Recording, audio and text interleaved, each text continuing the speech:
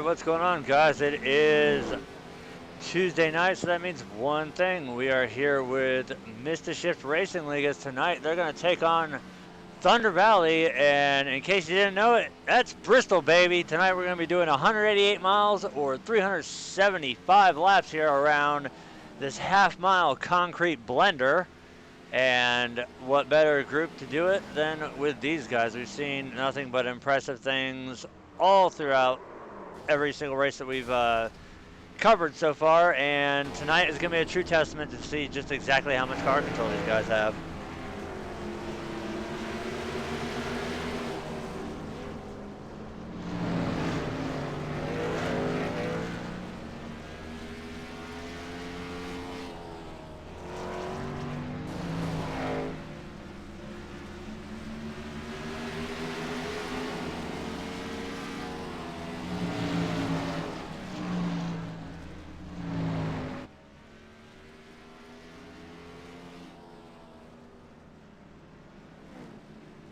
So right now we are coming up on the 2-minute warning mark here in practice.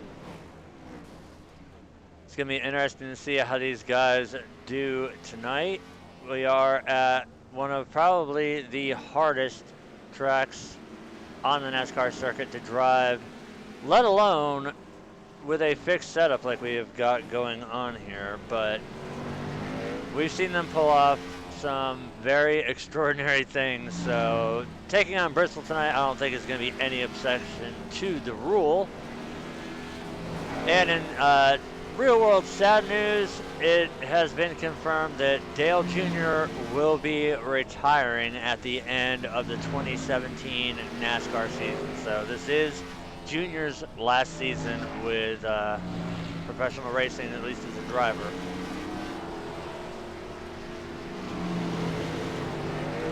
Yeah, I was reading that earlier.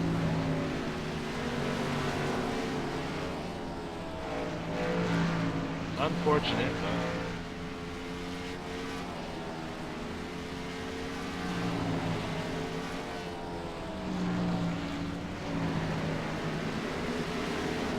Alright, so now we're under the 1-minute warning here. Basically the drivers are going to get the last bit of run in here. I mean, they don't exactly qualify. Well, they spend 30 minutes of practice, 5 minutes of qualifying, and then jump straight into the race. So Bristol's kind of a track that, granted, you want to get some laps in at. You kind of, I kind of like the way this goes because it's more heads up. You're definitely going to be in it, and our box cams are probably going to get one incredible workout tonight. But these guys never cease to put on a show.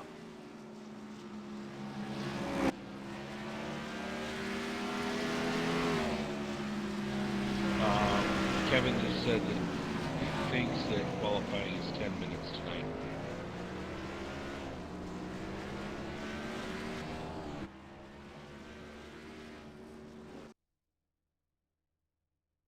All right, as the session state advances over to qualifying here.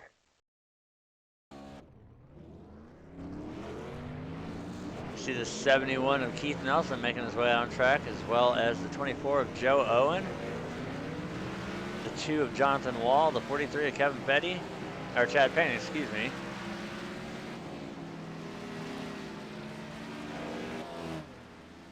So you get a good shot there from the Fox camera right there. That's going to be a great camera angle there coming out of turn 4 right up against the wall.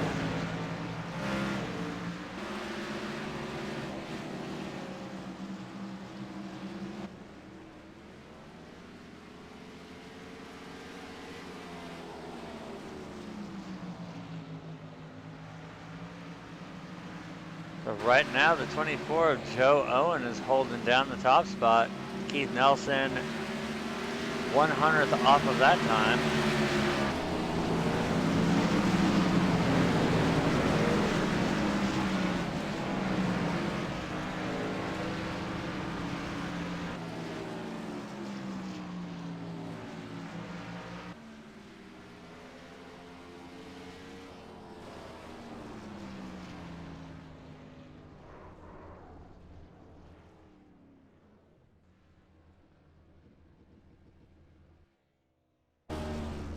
Yeah. I'm not sure. I just heard that in the driver's channel there that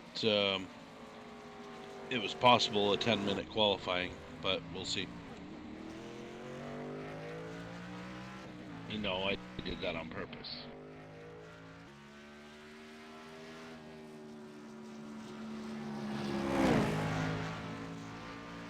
So see now the 2 of Jonathan Wall has managed to top the leaderboard right now. Joe Owen in the 24 sitting 900ths of a second behind him.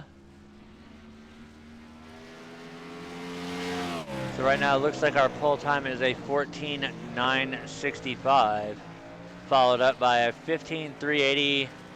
And we can see a 15:060, then a 077, then we have an 098, and then Ken Richardson in 5th with a 15:148. So we get a good look there at the 37 of Eric Asari, or Essery, which other way it's said.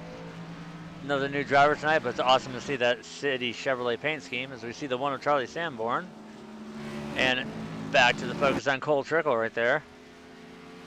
Drivers are saying too tight and plowing.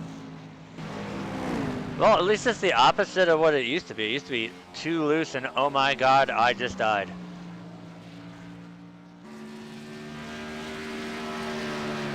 I know anytime I've ever raced here at Bristol, it's been, you really got to get into the rhythm. It's, you know, gas, brake, gas. And it's just a constant back and forth. So, I mean, it's it's going to be an interesting race to run and watch here. Not only the throttle control, but you also have to run sort of like an augmented line. You have to kind of enter in high like Darlington, and you can either apex the corner in the center, or you stay up on that high side and get the run off of the corner. So it all depends on which style of driving suits you better. So I think we'll see both aspects being used tonight, but we could see, if anything, those cars are tight going into the corner there. So push-up is going to be a very big deal. I have a feeling that there's not going to be a whole lot of passing going on the bottom line. But you can also see that these cars are tight in, but they're loose on exit. So once again, it's just like we talked about in the Roaring Thunder League when they ran at Rockingham on Saturday. There's a lot of preload on these cars, and although unsprung weight coming off of that right rear out of the corner, it really tends to upset these cars, especially on the shorter tracks.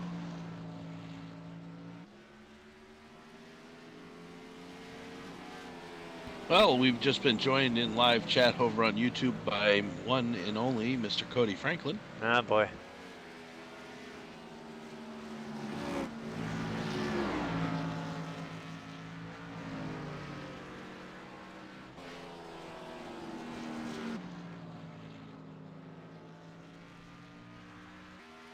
So right now, we still have the 2 of Jonathan Wall sitting on pole with a 14.965. Joe Owens still in 2nd, Keith Nelson 3rd, Gary Sexton 4th, and Ken Richardson 5th. Charlie Sanborn 6th, Tyler Roberts 7th, Eric Essery 8th, Kevin Petty 9th, and David Gainforth in that 101 is going to round up the top 10.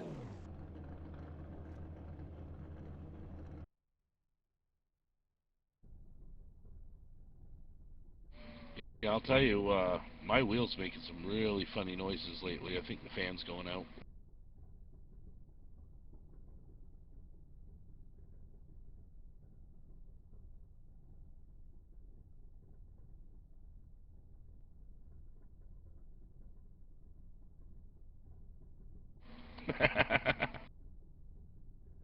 It's got a single fan in it, and it's...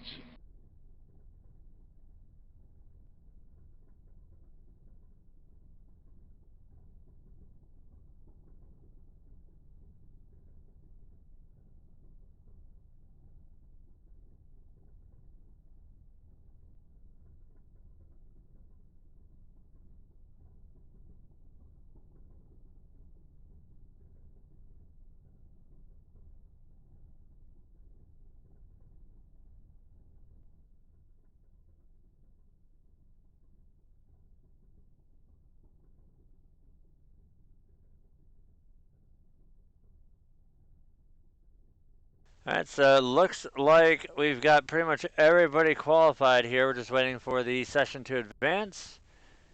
Looks like Jonathan Wall is going to hold it on the pole tonight. We've got 14 drivers who are willing to run around here.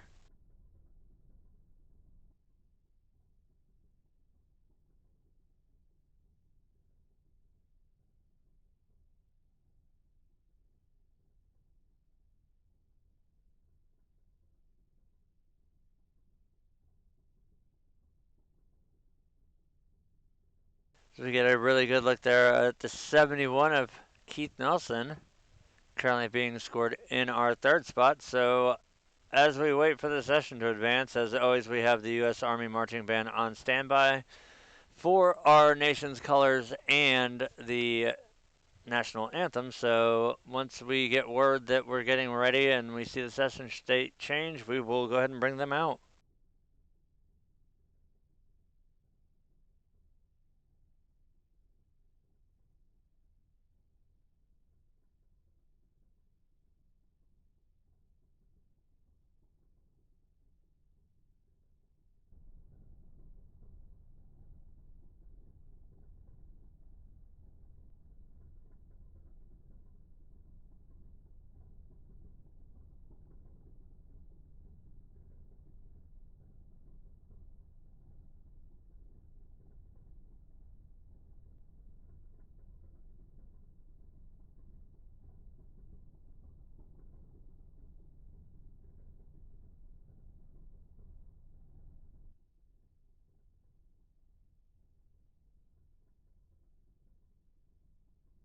Yeah, I just noticed something here. The record there in the infield says race recovery crash collectors. That's definitely an interesting name for your towing company.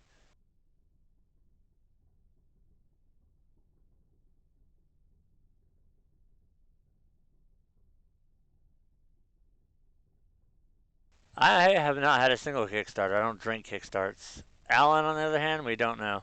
Oh, Alan says 0.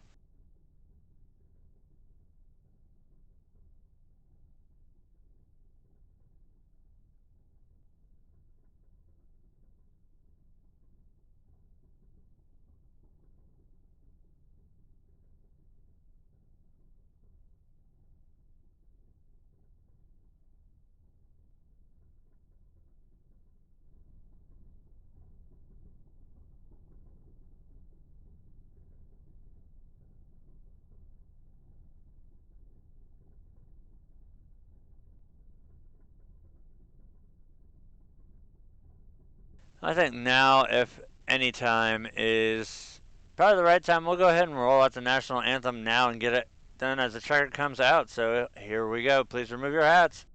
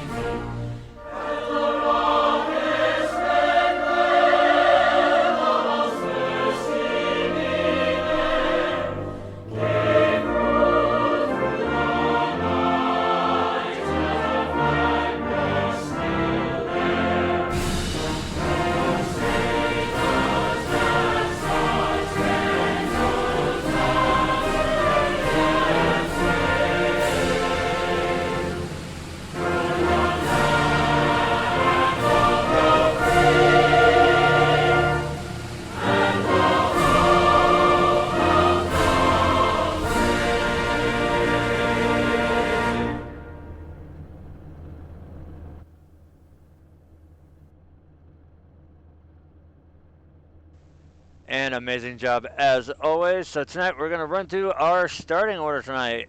On pole, we have the number 2 of Jonathan Wall. Starting outside of him in second will be the 24 of Joe Owen. Rolling off third tonight will be Keith Nelson in the 71. Gary Sexton in the 17 starts fourth. Rolling off fifth tonight will be Lieutenant Ken Richardson. Charlie Sanborn in the 1 machine will roll off 6th. Tyler Roberts in the 5 will start 7th. Eric Essery in the 37, 8th. Kevin Fetty in the 91, 9th. The 101 of David Gainforth will roll off in 10th spot. Joshua Ramos in the 22 will start 11th. Chad Payne in the 43, 12th. Gary Weston in the 14, 13th. And Judd Danielson will round out the field tonight. As the pace car starts rolling, we're about ready to get this thing underway. We got 2 laps to green, I do believe.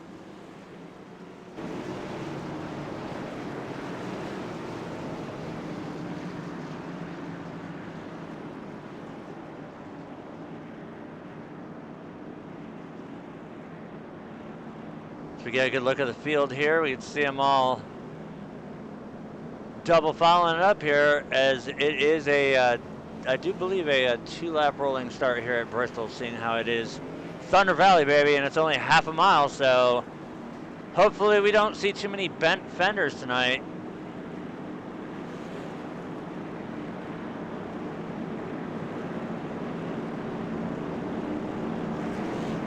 We get a good look down from where we're sitting up here tonight, up in the nosebleed seats, but this is the best place to sit when you are at Bristol. I love being up in the high seats. Lights on the pace car out. I'm up in the blimp. Oh boy, you're in the blimp. Do the cars look like ants?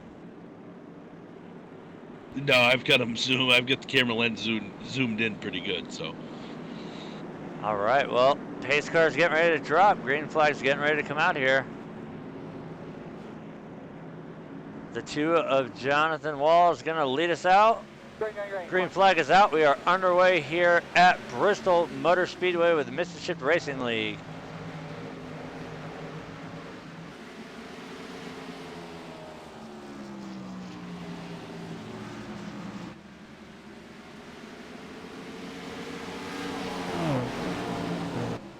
Caution's out. And we've got a caution on the track.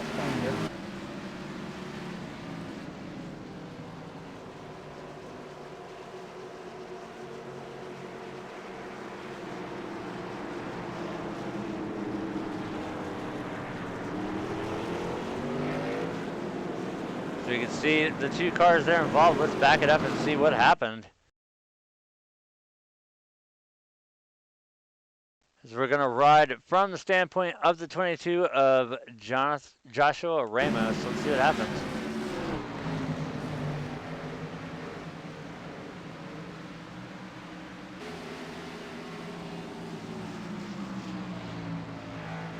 We see the 22 looking low as they come out, and he just looks like they make a little bit of contact, and down the front stretch they go, and hard into the walls. We see the nose clip ripped off of the 22, and the 101, some pretty heavy damage there, but as you can see right there, no front clip whatsoever on that Chevrolet.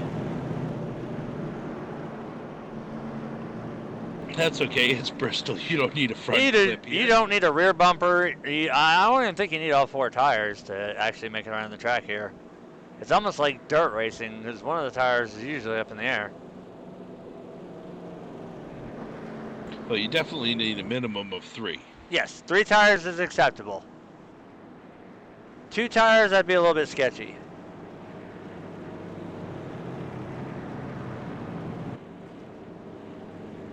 All depends if 2 of them are up on the wall. No, no, because if that's the case, then you need the 2 that aren't to be up on the wall, and the 2 that you do have on the track. So you do have some steering. Or you could be really fun and put 1 on the right front and 1 on the left rear, or vice versa.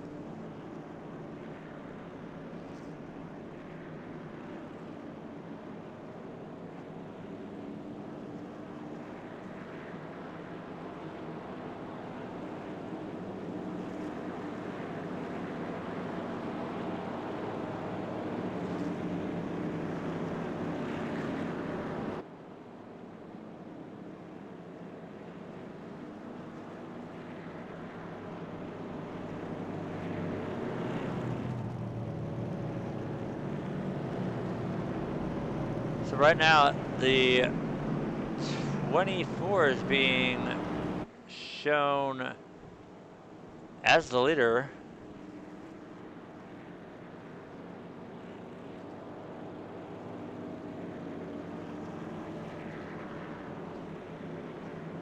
After pit stops, the 17 of Gary Sexton is going to move up to second. Charlie Sanborn will move up to third. Keith Nelson to fourth.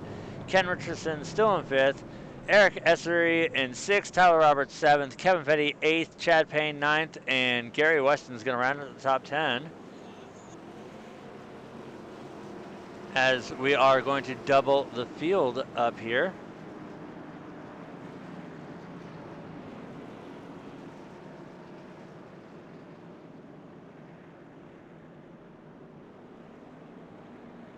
So we will restart this race on lap 8. Be interesting to see how this restart takes place, see if we see another jump like last time. Green flag's back out. We are back underway here at Bristol Motor Speedway.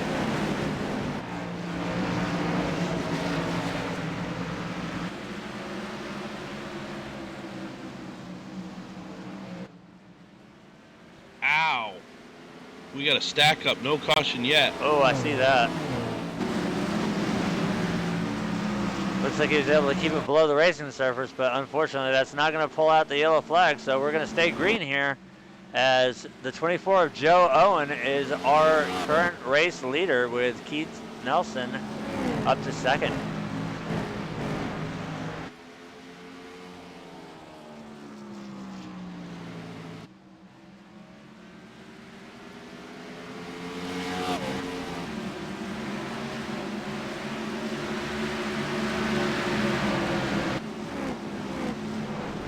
See right now the battle going on between the 43 and the 85 as well as the 2.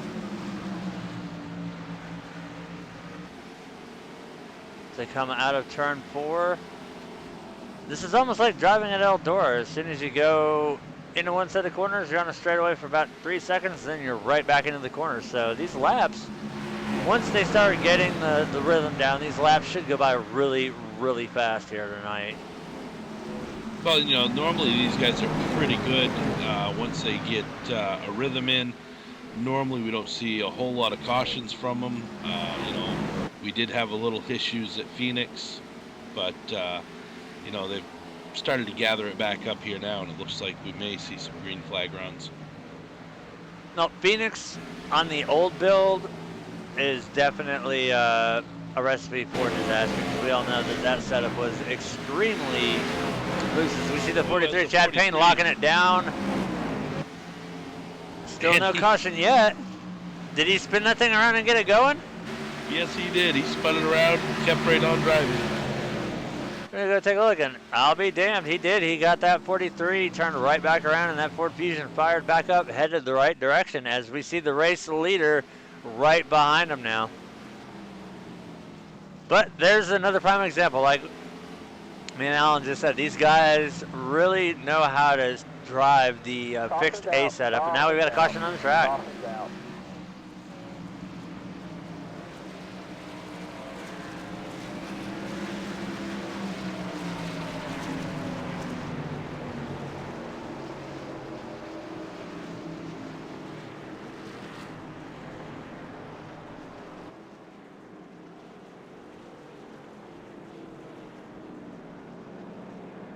We get a really good look there at the one car of Charlie Sanborn and the 30. Oh, there we go. There's some damage on the 37. Maybe that's what brought this one out.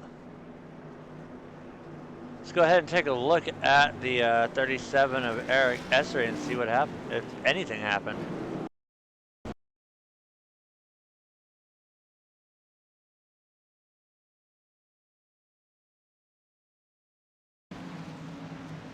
Right here we see the 37 race. He's already got a little bit of existing damage, so it might have been just for net coating, but it made me wonder when I saw the 37, because I knew he did not have damage before. I don't see anything unusual here. Ah, okay, now we have figured out who it is.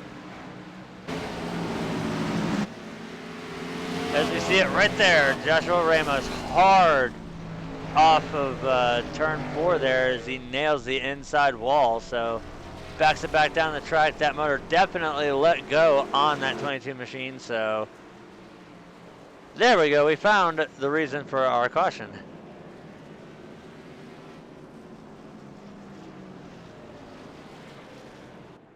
As we take a look, meanwhile, up front, Gary Sexton has managed to make his way up to the top spot. Joe Owen in the 24 will restart second. Ken Richardson in the 10, third.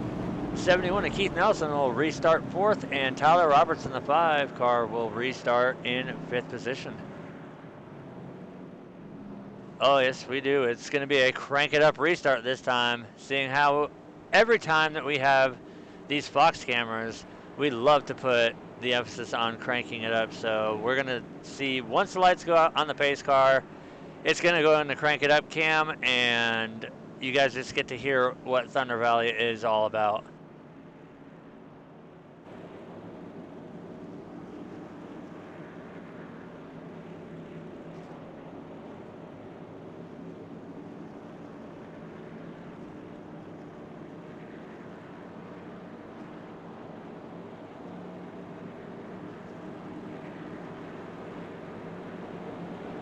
All right, let's see. Do the lights on the pace car go out this time, or are they going to go around one more? Lights are out. We're going to double them up, so here we go.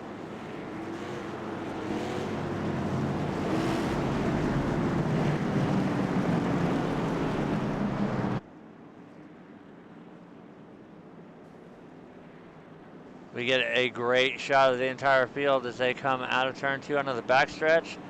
Brett Bodine looks like he's a little bit slumped over, or they forgot to put the telephone books underneath his ass tonight for the race. But needless to say, he's going to haul that pace car down pit road, and the 17 of Gary Sexton is going to lead us back into the restart zone. And here we go. Cranked up, let's race.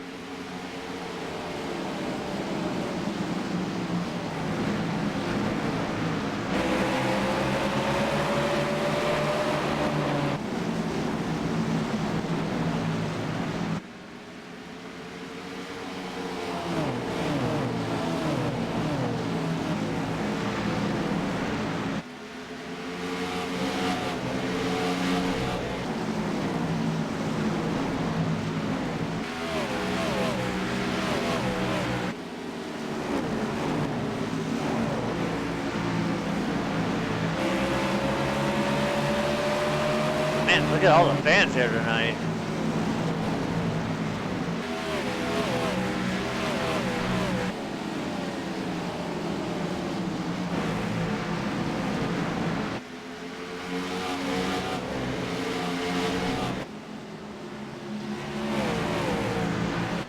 Tell you what, this crank it up camera is absolutely amazing.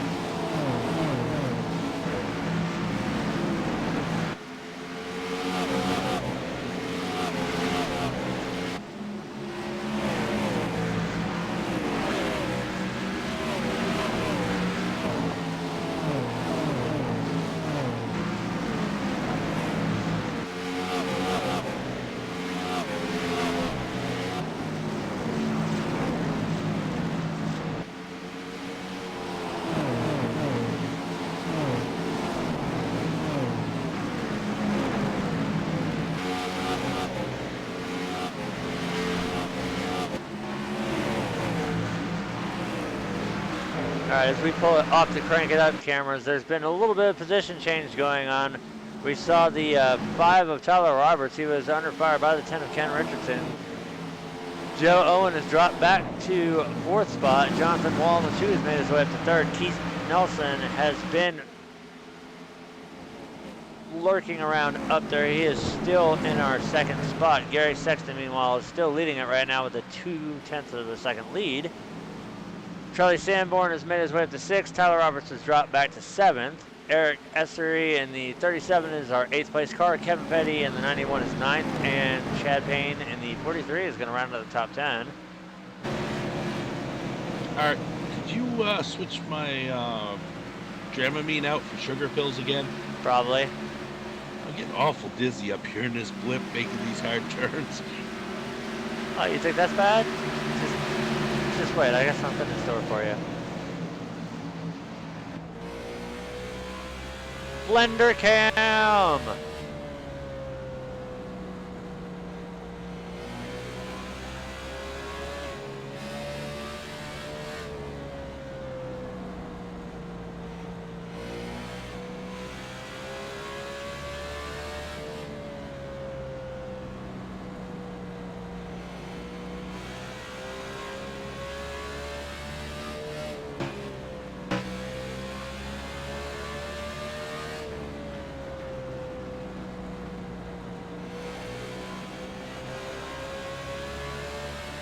See that tack lighting up full red on the straightaways. These cars are so high geared here.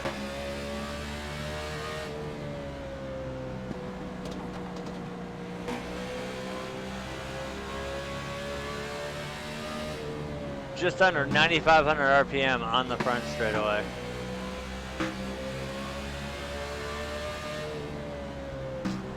Looks like the battle for 4th through 2nd is starting to heat up a little bit here. As we take a look at it right there, it's the 17 of Gary Sexton, your race leader.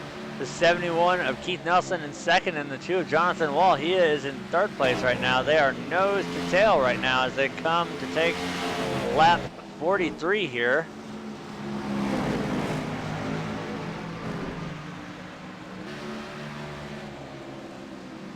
A brief summary here. We've got 42 laps in the books. We've had 2 lead changes and 2 cautions for 10 laps. Once again, for those just now tuning in, we are live with the Mr. Shift Racing League for the It's Bristol, baby, 188.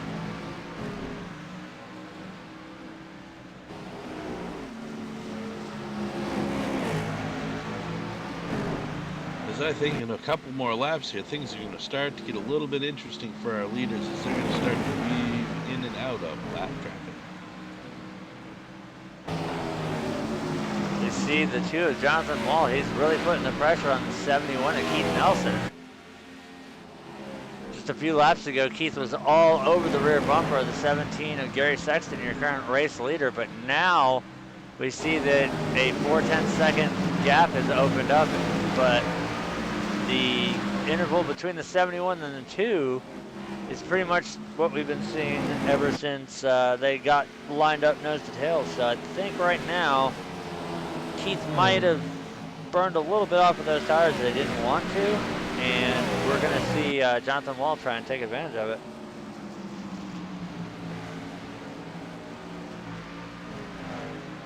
He almost got a piece of that 71 entering the corner.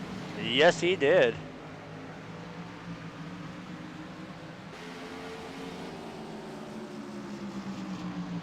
Because our leader, Gary Sexton, is coming up on the 85.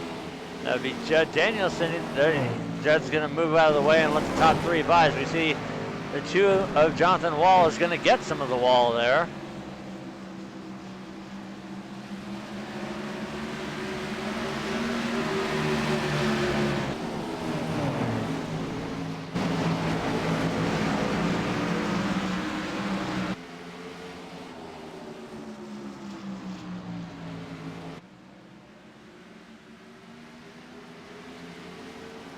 So you see the lap car of Chad Payne there in the picture. This is going to open the door for the 71 of Keith Nelson to possibly make a move.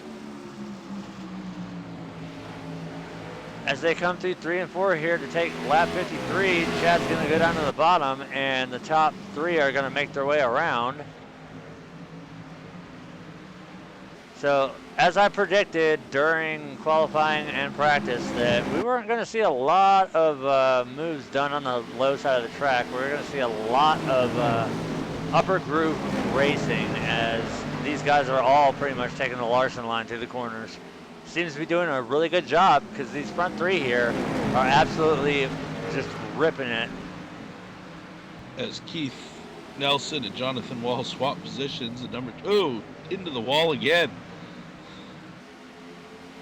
I think that's going to be a common occurrence we're going to see tonight. That's the risk that you run, going way up there, but that's the race line. It's always been a topside race line, unless the guys would get out there and tar the bottom of the track. There was just no grip on the bottom, as we see the 101 of David Gainforth getting put down by the leaders there.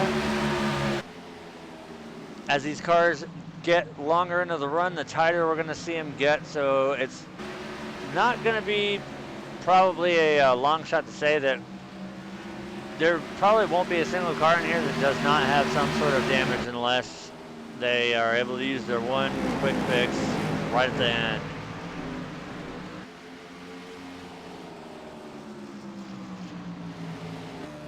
But with this being Bristol, if your car is not damaged a little bit, you probably didn't race it. You kind of just drove around and waited for other people to get a little too racy and wreck it. Short track racing is all about having, as we see right there on the back of the 2, he's got a mangled up left rear, and that car is still perfectly fine. I mean, aero is not going to hurt you on a plate track, even though we do have the vortex effect here at the smaller tracks. You see he gets another little tiny piece of the wall, but that's still not enough to stop him to challenge for the race lead, as he is right there behind the 17 of Gary Sexton. As we have the 24 of Joe Owen coming down pit road. Is it scheduled or possibly a strategy move here? Not sure. Oh, he is just manually disconnected, so I guess he thought better of it tonight. Now, that's a shame, seeing how he was our outside pole sitter.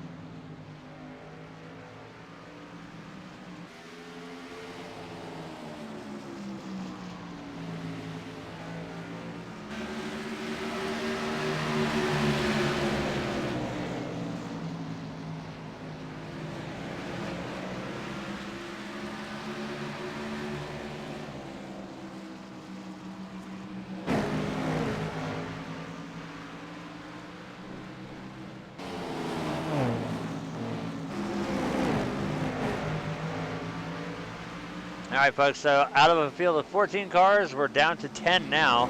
4 have disconnected. The 24 of Joe Owen, the 101 of David Gainforth, the 14 of Gary Weston, and the 22 of Joshua Ramos. They are all disconnected from the server, so that leaves 10 cars left in the field here. So we should see a very long green flag run here, as we're still continuing to see number 2 of Jonathan Wall's. Interesting move there by the 17. He might have, did he get loose there or something? It looks like he just pulled out of the way, and the 2 just railed by. Well, I think the 2 give him a little tap coming out of the corner, says, hey, I'm here. And he got a little loose trying to correct it in front of the 5, and then the 2 just took the opportunity and went right on by. Oh, that's the good old Bristol bump and run right there. It worked for him. To score new leader, the 2 of Jonathan Wall. It looks like the 71's going to try to come up here and challenge the 17 again.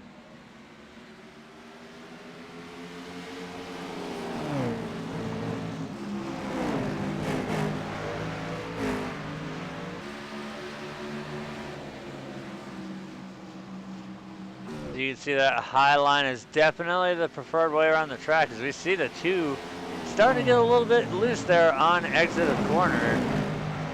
We saw that right rear step out a little bit.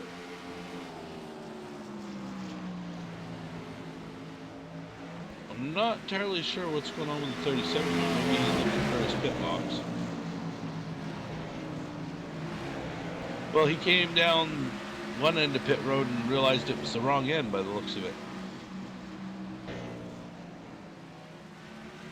That's the one thing I wish that, even though with the size fields that iRacing puts out, they should split the pits half and half like it is in real life. You don't have just one pit road. Pit road is on both sides of the track. No, that 37 come down, he took 4 tires and fuel, and he's down and away. Yep, you see him rolling off of pit road right now, so apparently he just went down the wrong pit lane and had to go around another couple corners to get to the right one.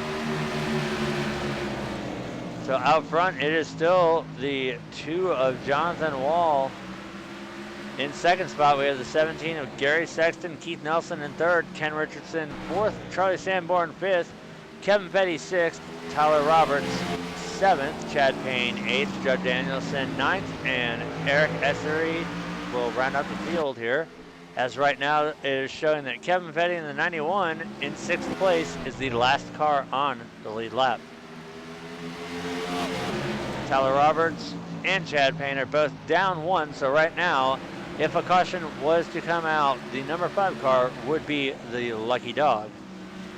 Judd Danielson is being scored 2 down, and then the 37 being scored 3.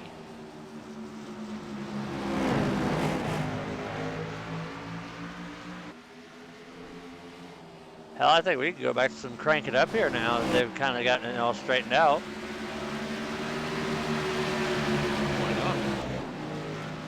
Love that camera angle, so let's do it.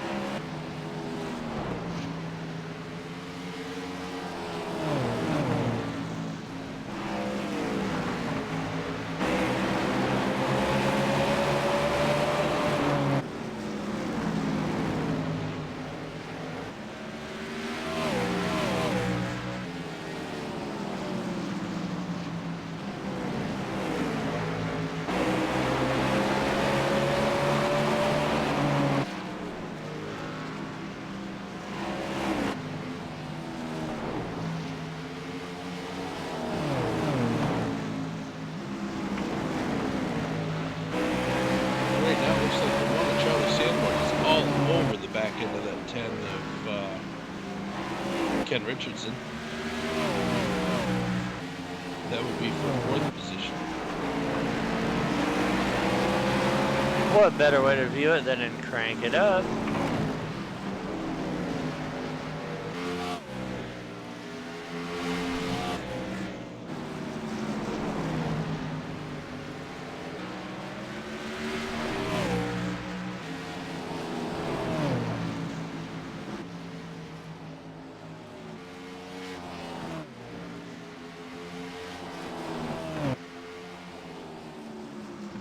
Meanwhile, up front, we see the 17 of Gary Sexton has made his way back up to the rear bumper of the 2 of Jonathan Wall.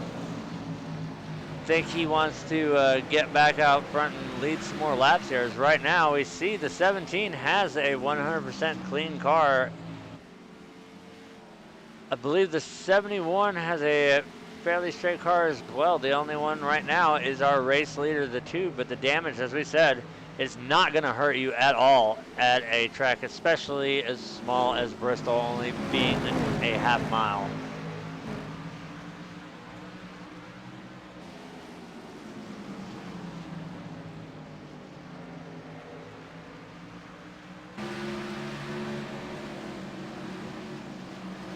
So the 17 just came on the radio and said to the 2, every time you hit the wall, it makes your car a little faster. Oh. As Jonathan Wall got a piece of the wall once again coming out of turn 3.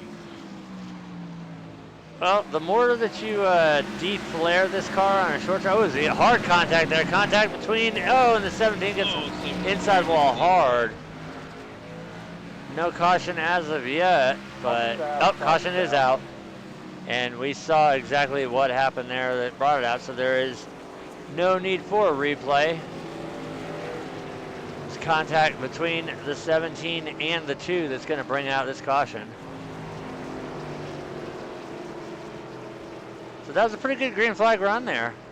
They were almost up to lap 100 already, and this will only be the third caution.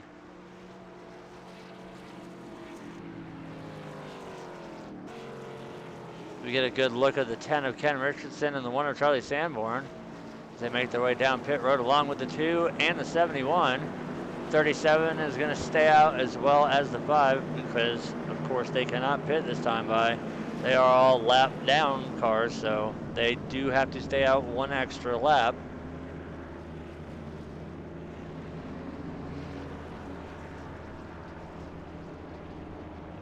So I would imagine we're going to see everybody take 4 tires fuel and sit there and get any damage that they can repaired.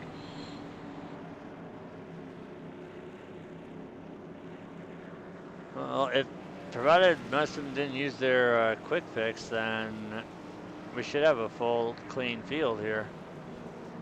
Yeah, I'm not sure I'd use my quick fix right away if my car's still able to get out there and run. Especially with this being Bristol.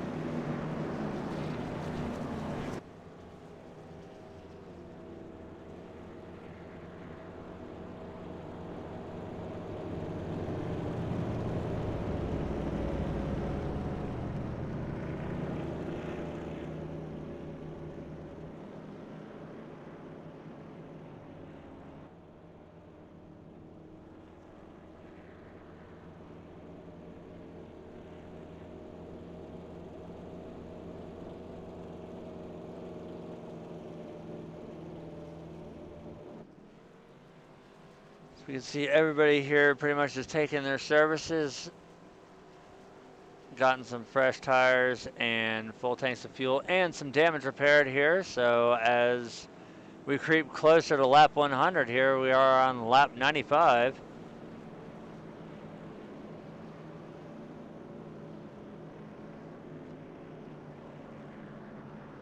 And it does appear that Jonathan Wall in the 2 and the 85 of Judd Danielson both took an extended stay on pit road at 36 and 34 seconds each. So they were getting some repair done there for sure. Well, smart call to also not burn up their fast repairs, seeing how there is still over 225 laps of racing to go. There's actually 230 laps this time by as the pace car takes the stripe, so very smart move to not use their quick repair yet.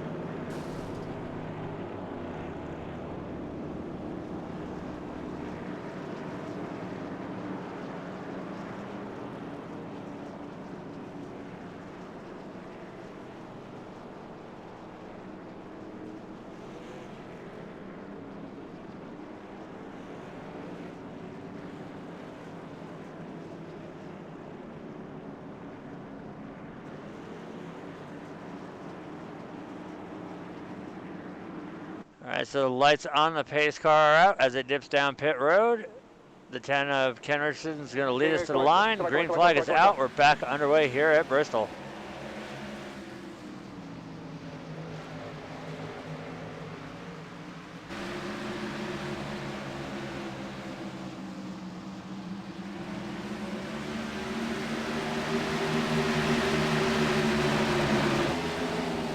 Right now, the 10 of Ken Richardson has a 2/10 lead over second place of Charlie Sanborn. Meanwhile, the 17 of Gary Sexton is currently in third. The 2 of Jonathan Wall fourth, as we see the battle right there. That is first, second, third, and fourth.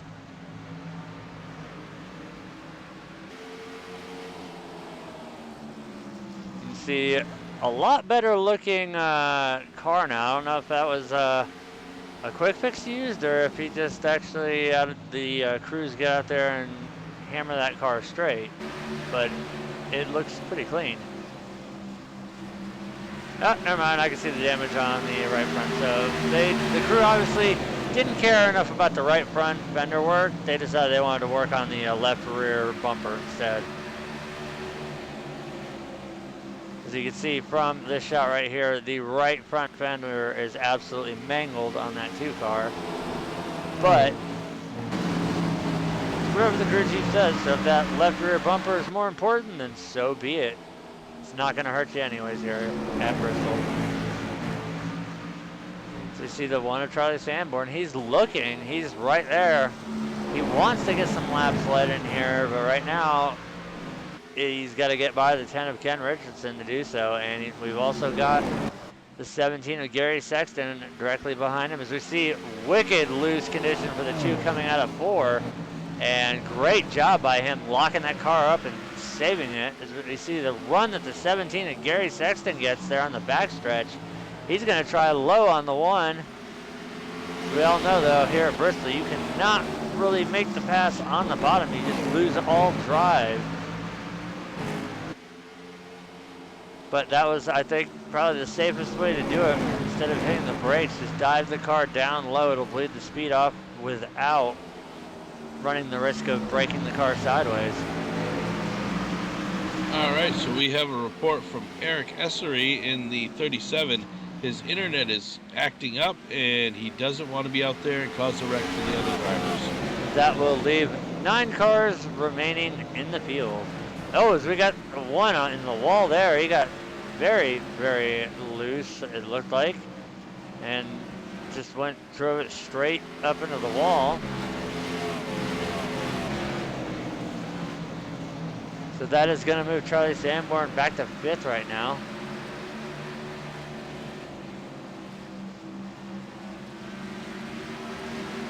Meanwhile, Ken Richardson has a comfortable 1.1 second lead over second place, 17 of Gary Sexton right now. So we see Gary get a little piece of the wall there through turn 3.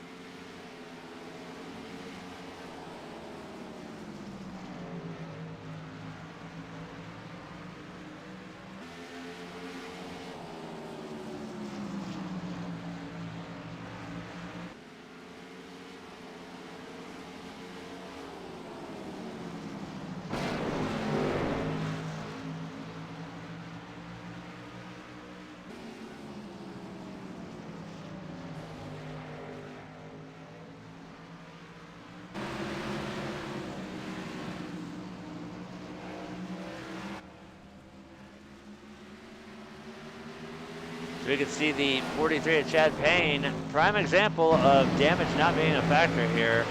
He is still driving that number 43 Ford Focus now around the track without a front nose clip on it.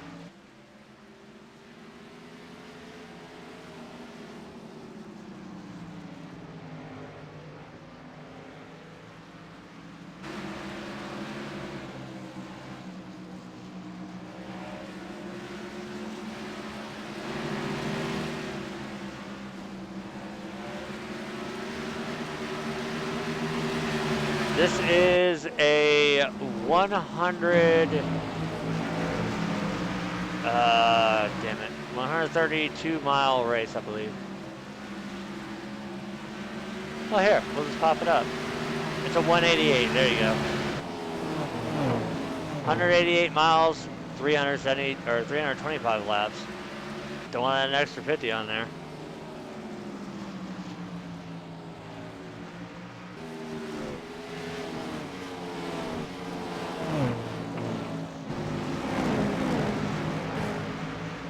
see the interval now is closing between the 17 and the 10. That's because the 10 now is having to deal with lap traffic.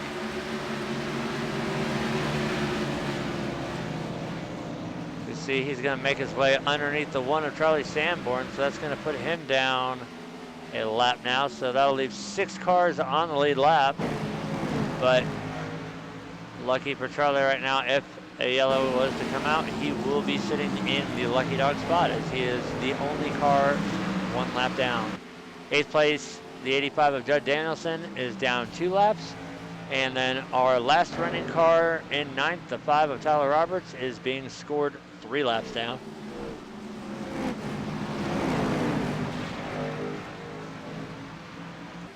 Meanwhile, we see the 71 of Keith Nelson. He's getting ready to try and set up the number 2 here. As magically, the damage has popped back out on the left rear quarter of that car.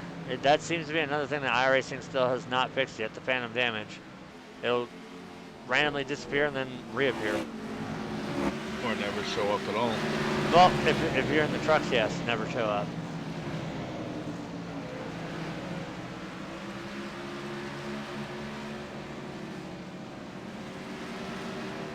As the 43 of Chad Payne is about to go another lap down here as he gets out of the way of our leader, the number 10 of Ken Richardson. 200 laps to go, Alan.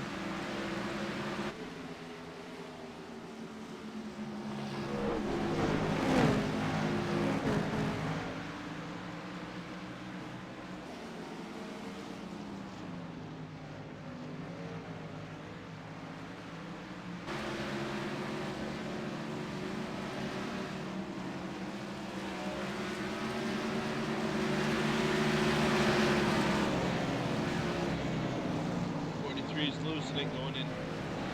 Oh, he got it down low and saved it.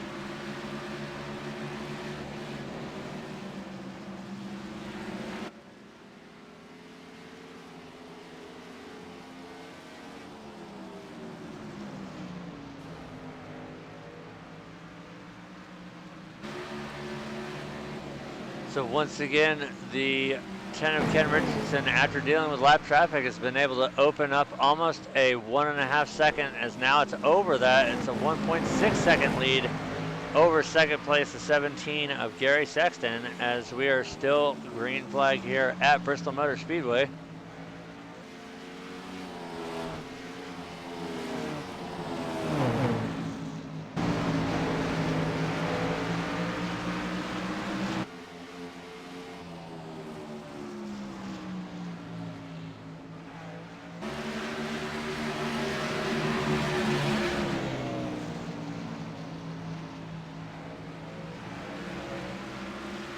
See, Keith gets a great run there off of turn 2. He's going to try to look to the inside as Jonathan gets that wall again. Right now, Keith is kind of committed to the bottom. He's going to back off and gather it back up and try to make another run at it here. As we see the rubber starting to build in the track here, it's ironically, well, going to be building up on the top side because that's where the cars are running. It's that middle groove up to the top. There's absolutely no rubber down in the bottom of the track at all.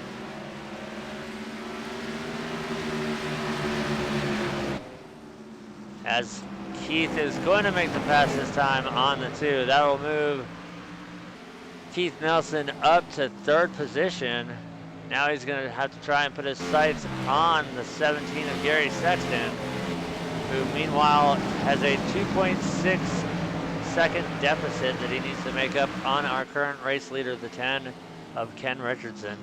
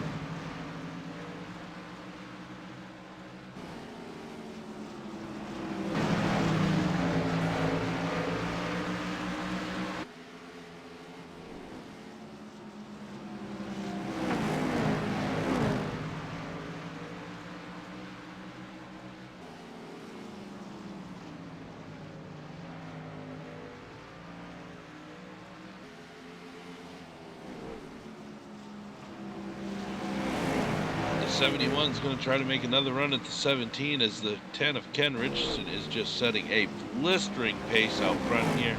He is over 2.5 seconds ahead of second place Gary Sexton. As the 71 tries to drive it down low underneath him, he does take the position there. Hopefully he can hold it down through the front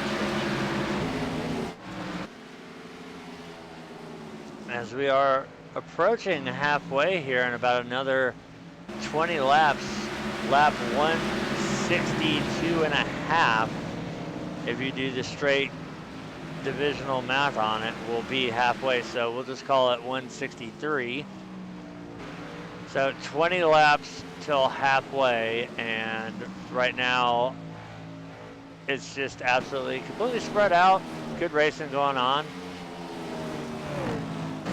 It's a shame that some of the drivers had to retire their cars behind the wall, but Bristol is not a track for the faint of heart. You have to mentally prep yourself as well as physically prep yourself before you take on a race like this, because it's absolutely demanding on the body and especially the mind, as you are literally inside of a concrete blender.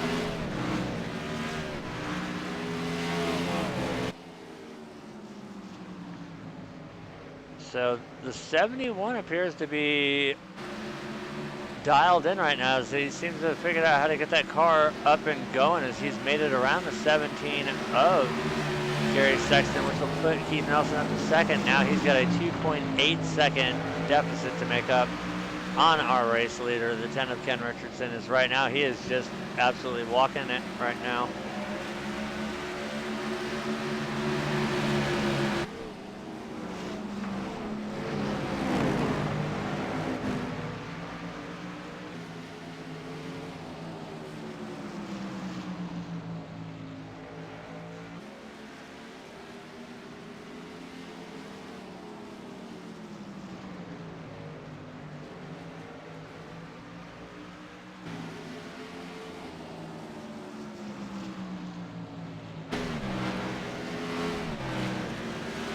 We can see all the lap traffic that is coming into play right now, as the 71 and the 17 has hit the 5, the 85, and the 43.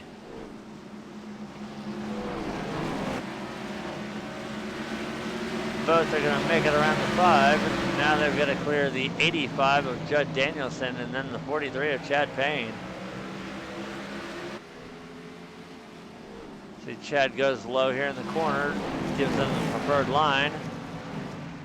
But once again, that's going to leave Judd Danielson up there to, so we see Keith Nelson get the wall there. We're going to see Gary Sexton. What's he going to do? He has to check up for the 43, so that's going to cost him a little bit there, which is going to take some of the pressure off of Keith there in the 71, as now he's going to have to try and make it past the 85 of Judd Danielson. But as we see, Gary has wasted no time getting around the 43 and getting back up closer to the rear bumper of that 71.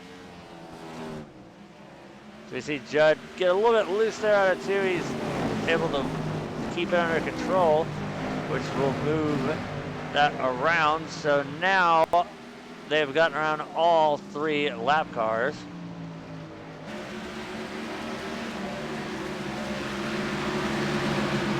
See right there, Jonathan Wall, he is being scored in 4th position. Kevin Fetty in the 91 in 5th, being the last car on the lead lap.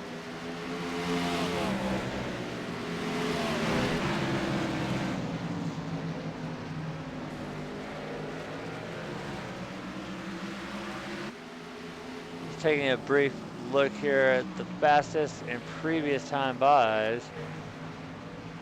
Ken Richardson's fastest lap was a 15.399, and last time by it was a 15.970.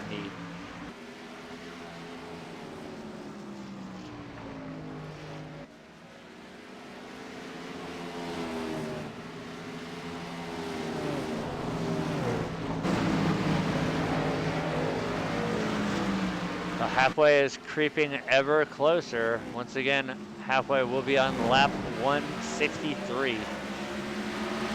They are on 159 right now.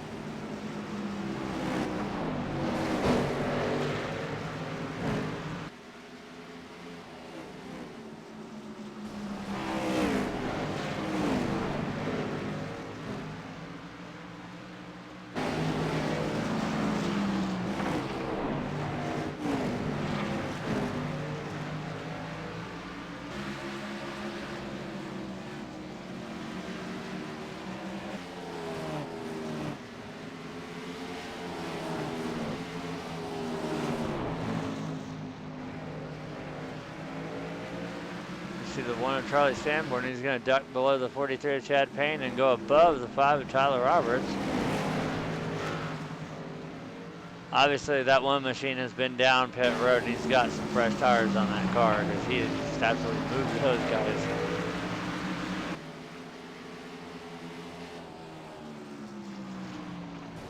Yeah, it does appear that he came down and took 4 tires and fuel. I didn't catch that. He snuck in pit road without me seeing him.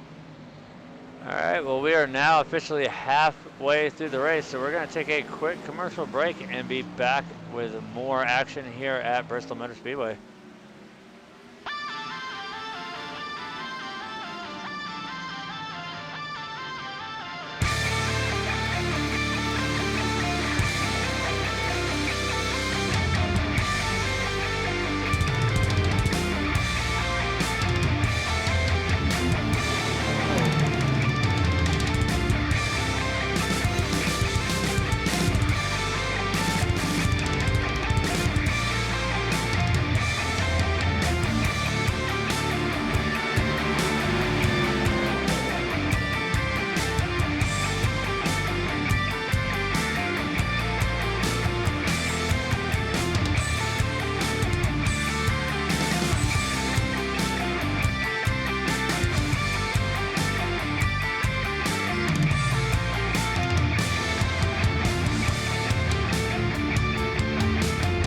Looks like the 17's going to come on down pit road here for his pit stop. I'm going to try to get that covered for you. Which right now leaves just under a 5-second gap now between the 71 of Keith Nelson and our current race leader, the 10 of Ken Richardson. So the right sides are off, back on. The left sides are going back on now. The 17 is taking fuel. Looks like he maybe repaired a little bit of damage. As right now he's been on and off, 4 and away. Right now, the 10 of Ken Richardson is trying to put the 91 of Kevin Fetty, who is currently in 3rd spot, a lap down. I'm not sure that the 17 was getting damage repaired. That time that he put up there, 30.02, looks like a pit stop. It may be a 15-second hold for speeding. All too easy to do here at Bristol. So we see the 71 and the 1 and the 2 here. And this is not for position between the 1 and the 71, but the 2 and the 71, not for position either. So this is just 3 cars racing it out right here. As we look at our race leader right now, he currently has a 5.7 second lead over 2nd place of Keith Nelson.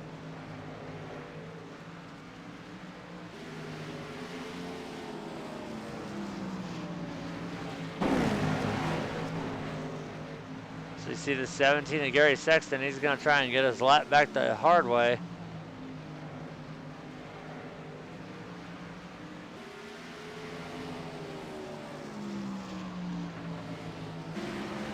So easily there's 1 lap back for the 17. That will put him down only 2 laps now. As meanwhile, the only 2 cars that are on the lead lap are the 2 cars that have not pitted yet. The 10 of Ken Richardson and the 71 of Keith Nelson. Because that 10 car is getting awful close to the back end of the 17 that just come off pit road, so that would put him another lap down. But he'd be losing the lap back that he just got back from the 10. To get a good look here at the 91. He needs to settle down and get back into his rhythm here. No, right now he does have a 5.8 second lead, so I think we see all these other cars that have pressure tires and everything. If I was the race leader right now and I knew I had that much of a buffer zone between me and 2nd place, we see the 85 of Judd Danielson. He is down on pit road for service.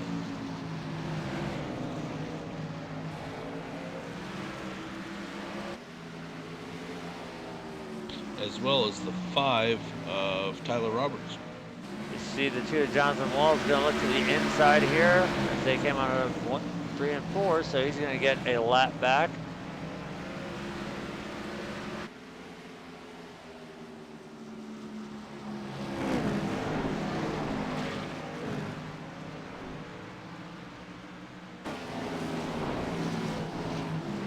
Word through the tower is the 85 has decided to call it a night as well, so we are down to 8 cars remaining in the field here at Bristol. As we are past halfway, we're creeping up on the 200 lap mark, so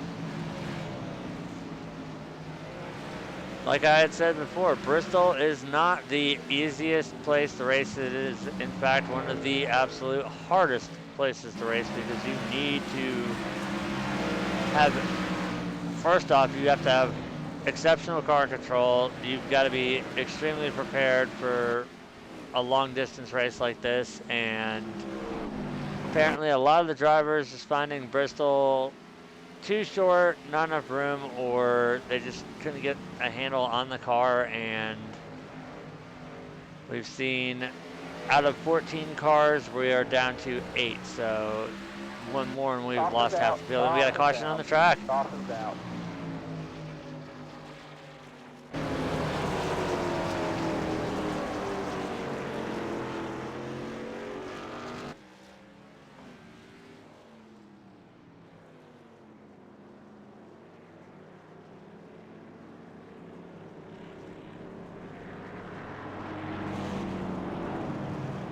So we see there, that's the break the 10 has been looking for. He's going to duck down pit road as right now he and the 71 are the only 2 cars on the lead lap, but it looks like the 17 of Gary Sexton brought that caution out, so we're going to see exactly what happened.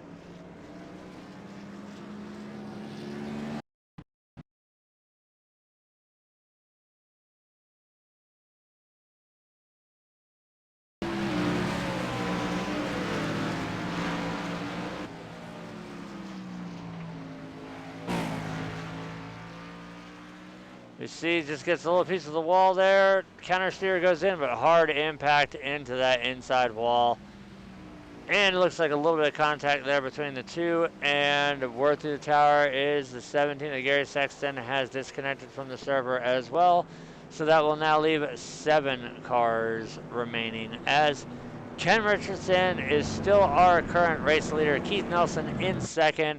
Kevin Fetty 3rd. Those are the only cars right now technically on the lead lap. 4th place goes to 2 of Jonathan Wall. He is down only 1 lap, so lucky dog position if he didn't come down and pit, which he did.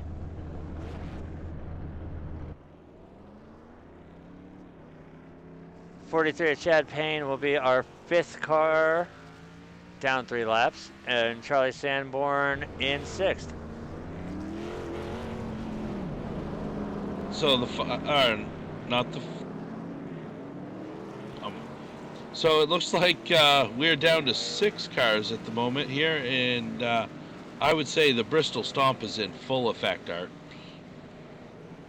Not just any kind of stomp, it's a curb stomp.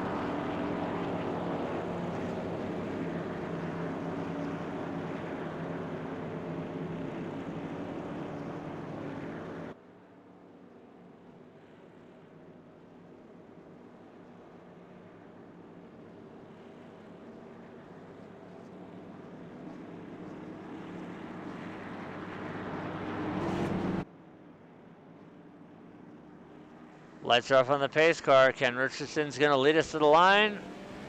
Green flag is out. We're back underway. Lap 191 here at Bristol Motor Speedway.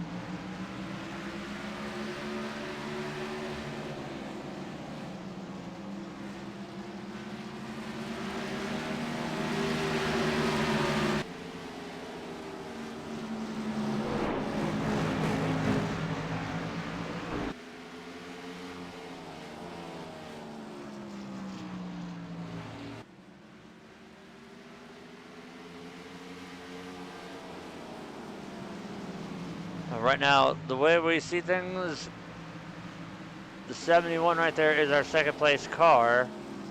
He is separated by a lap car in front of him, and then we have our race leader, the 10 of Ken Richardson. Behind Keith is the 1 of Charlie Sanborn, who is also a lap car.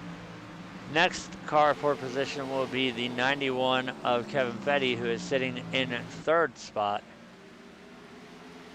As we see him making his way out of 4 right there.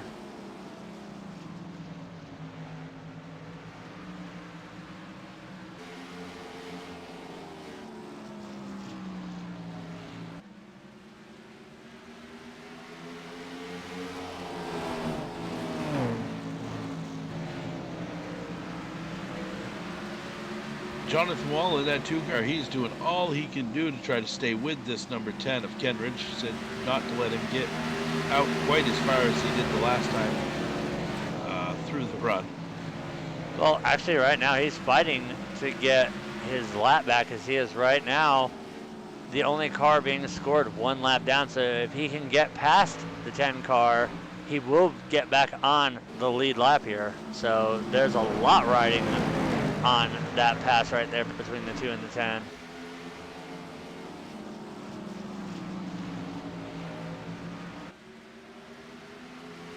The question is how much car is he going to use up trying to make that pass? As we can see that he has taken the quick repair because that car is not damaged anymore. So he has opted to get a fresh car, and now he's going to try and make a run to get his lap back here. And he is being scored right now in 4th spot, but now if he can make this pass, which he's going to do so now, he's going to get around the 10, he will now be put back on the lead lap, and he can chase down the 91 of Kevin Fetty and try to go for a top 3 here tonight.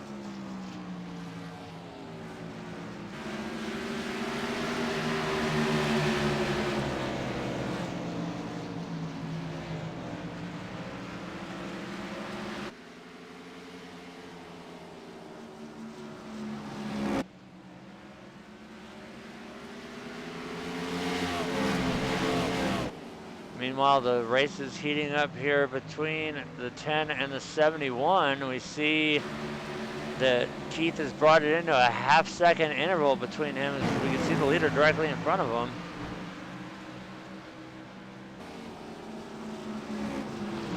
As Keith is going to take it high through the corner, try to get the run off of it. He was able to close the gap a little bit, but then it opened back up once they got out on the straightaway. I think right now that we've seen one driver who's absolutely figured out the line here at Bristol, and that'd be the 10 of Ken Richardson, is Keith Bletz, the 1 of Charlie Sanborn. By Charlie is currently sitting in 6th, being scored 4 laps down. Wise move on the 71's part. The last thing you want to do is have a lap car behind you racing you and possibly putting you into a jeopardizing situation. So smart move there by the 71 of Keith Nelson, letting the 1 car by, so he can go back to focusing on reeling in the 10 of Ken Richardson, which in the meantime, by allowing the 1 car by, it has opened the gap back up to a 1.2 second interval between him and current race leader.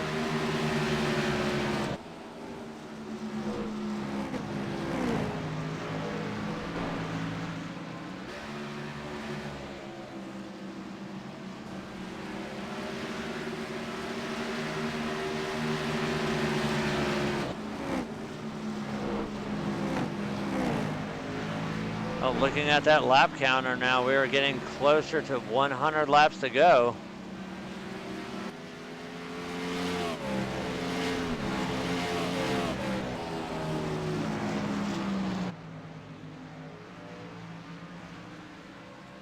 I'm gonna do a little bit of statistical stuff here. We're gonna look right here tonight. Keith Nelson, he is started in third. He's currently sitting in second. His fastest lap was a 15.136. Last time by, he ran a 15.518. He started outside pole tonight and has not been able to lead any of the laps yet. So now we're going to switch over to our current race leader, and we'll see the stats on that. As we see the 10 of Ken Richardson, he's started fifth tonight.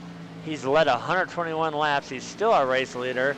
His fastest lap was a 15.2 flat. Last time by, he ran a 15.523. And to bring in a summary, we have 214 laps in the books. Our current race leader is the 10 of Ken Richardson. We've had 4 lead changes and 4 cautions for a total of 20 laps.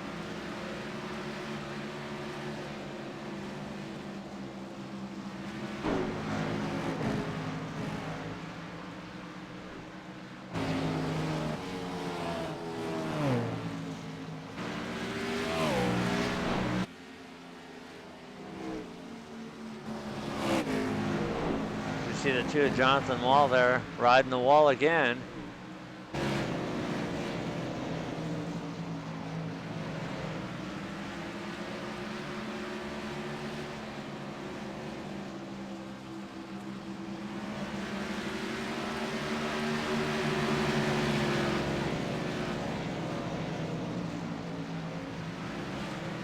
Let's ride a couple laps in cockpit with our race leader.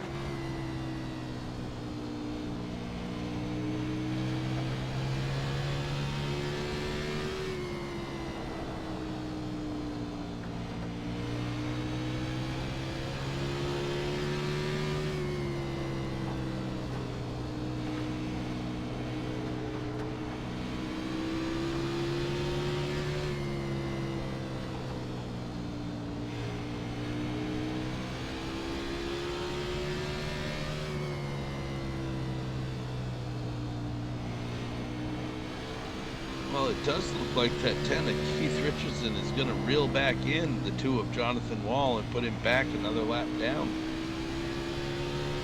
That'd be the 10 of Ken Richardson.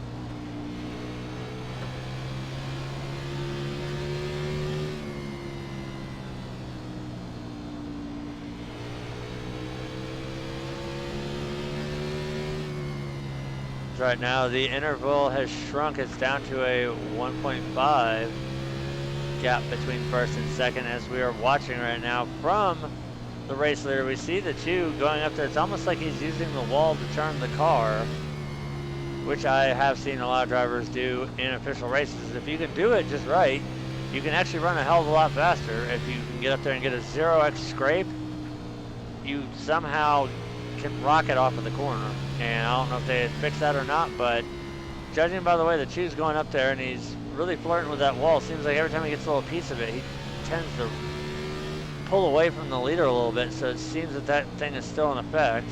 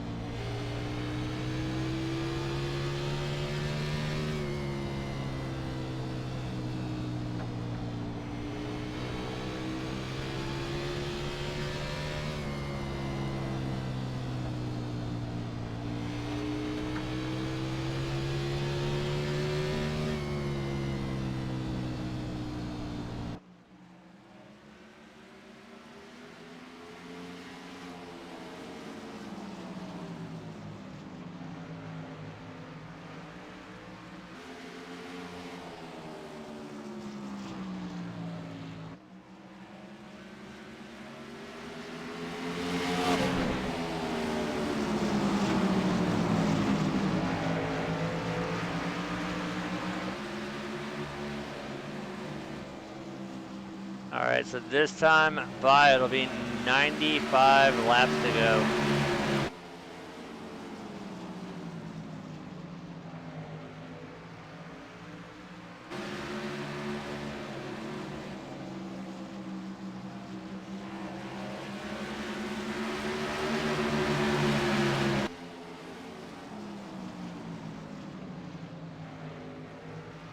As the 10 is caught right back up to the 2 now, and he is going to attempt to put that 2-car lap down here.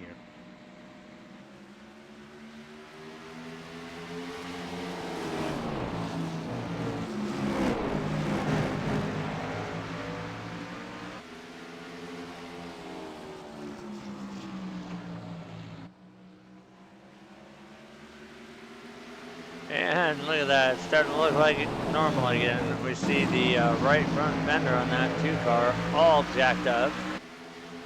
Evidence of using the wall to help you turn there, or just getting tight overall, as we see 4 of the 6 remaining cars here make their way through out of turn 4 and now out of turn 2.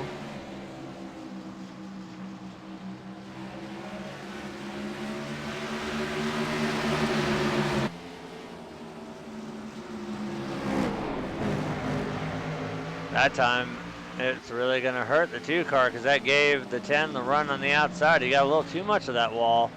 So that will put the number 2 back down the lap as he's going to stay low to let the lead lap cars by now. So score that 3 cars on the lead lap. The 10 of Ken Richardson, the 71 of Keith Nelson, and the 91 of Kevin Petty.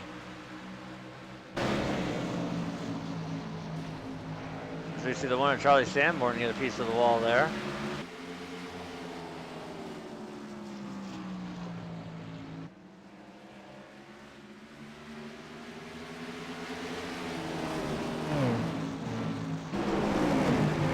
Also, the interval has shrunk. It was over a second. Now it's down to a half-second gap between first and second place.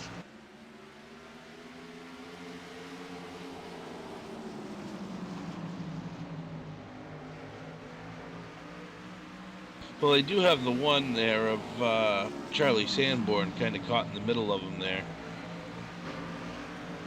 as he is trying to take and get one of his laps back.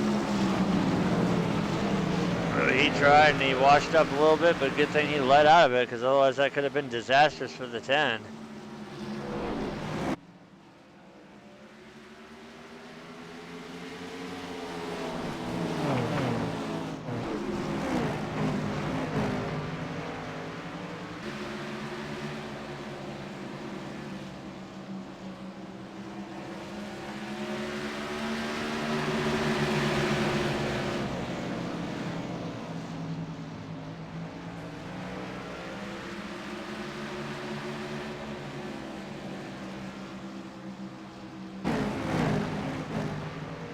Well, I'm just running out of things to say here. I mean, we got pretty good cordial racing going on here right now. We've only got 6 cars on the track, 3 of them on the lead lap. Battle for the lead. Going to make a lead pass here. Right as you just said, we have nothing to say. The 71 must have been eavesdropping on our brains, because he dove it in there to try and take the lead from the 10, but once again, the run that we see the 71 of Keith Nelson get, when he gets that run out of the corner, boy does he ever, because he just pulls right back up on the rear bumper of that 10, but it seems like he can't duplicate it lap after lap, but here we see it again. He got a good run out of turn 2 there as they come through 3 and 4. Let's see if anything can materialize out of this, because up until now it's been just a runaway race, and honestly there's been nothing to say. I know dead space and dead air in a broadcast is the worst thing that you want to hear, but honestly I'd probably be talking about My Little Pony by now if I was just trying to fill airspace. So honestly, the best thing to do is just sit here and watch it unfold with you guys that are tuned in tonight here, and when anything interesting pops up, of course we're gonna spring back to life, but as of right now, it's just a battle now between the 71 and the 10 as we're creeping ever closer to 50 laps to go.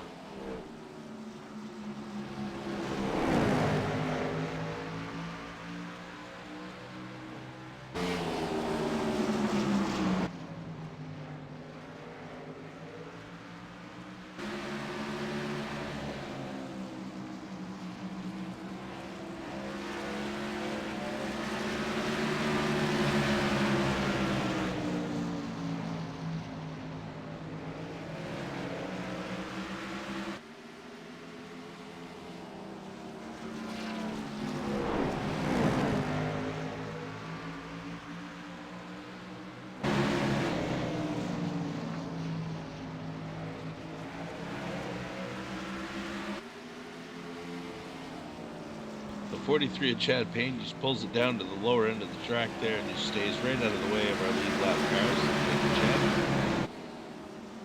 That'll put him down 5 laps now.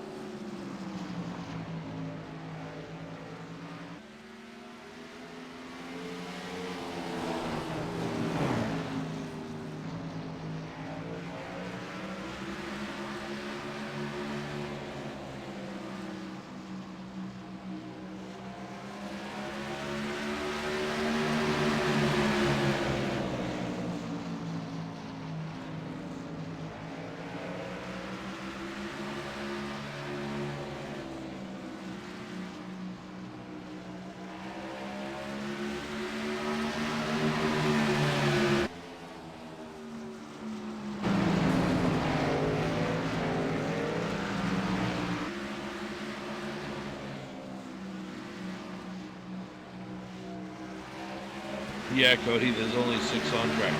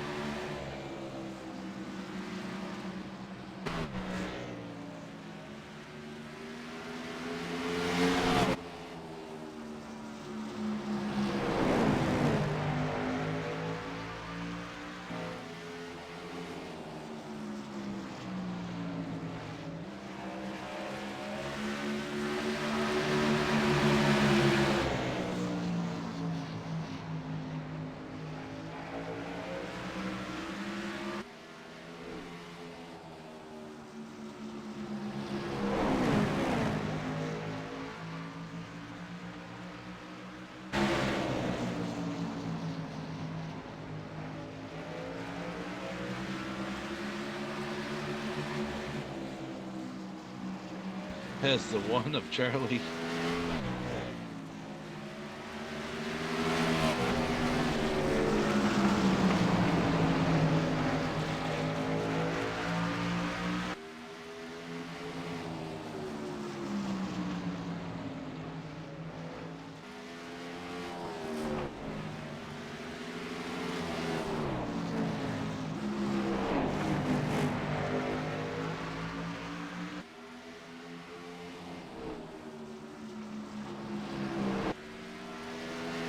You see there the 91 of Kevin Petty. He is the last car right now on the lead lap, but he is getting ever closer to being in danger of losing that lead lap. But he'll still end up in 3rd spot if things continue at this blistering pace that we've got going right now. As we see the winner, Charlie Sanborn, trying to make the move again on the inside of the 10 of Ken Richardson.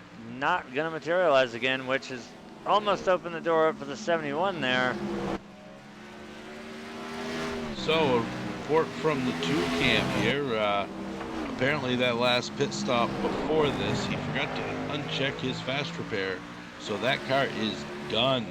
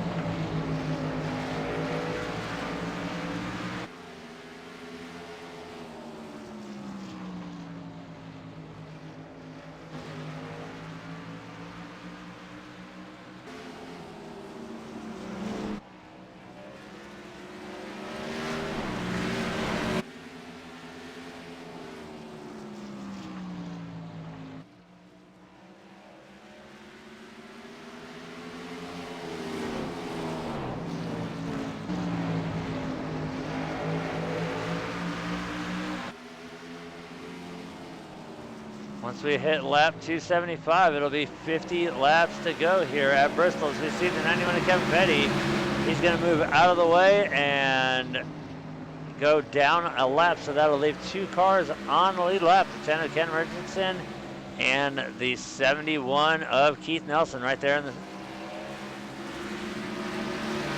Keith has to contend right now with the 1 of Charlie Sanborn, who has, for the past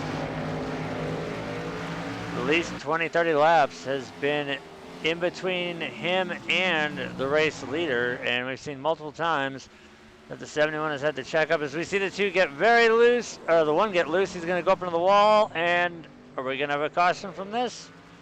No, we are not. It's going to stay green. Caution's out. Oh, caution is out. He must have drove it back up on track to cause it. Let's go take a look.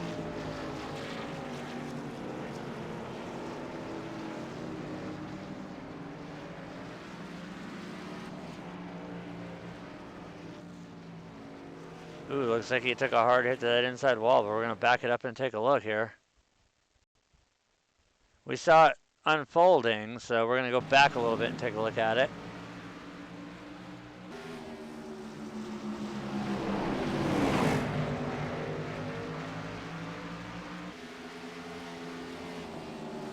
As they come in at 3 and 4, he gets a piece of the wall there, which probably upset the car a little bit, and then he comes off the corner a little sideways. Gets that outside wall, and with the brakes locked down, that's what trips the caution as he tries to go up the track, and it doesn't work. So he's gonna, I would have stuck it in reverse, but that will bring out the caution here.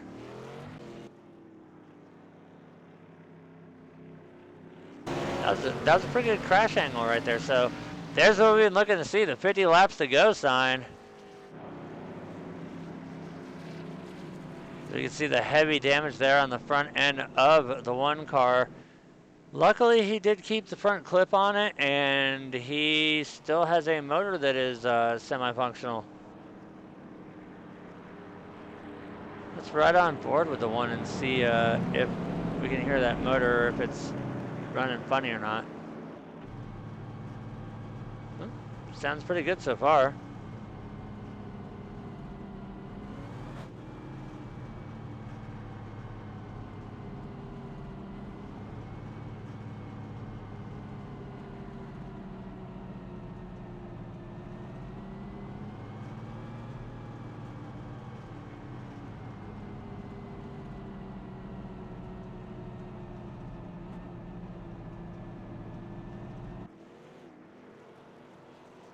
That caution is actually good news for the 91 of Kevin Petty, as he is going to be able to get the lucky dog here, so he'll be able to go past the pace car, get that lap back.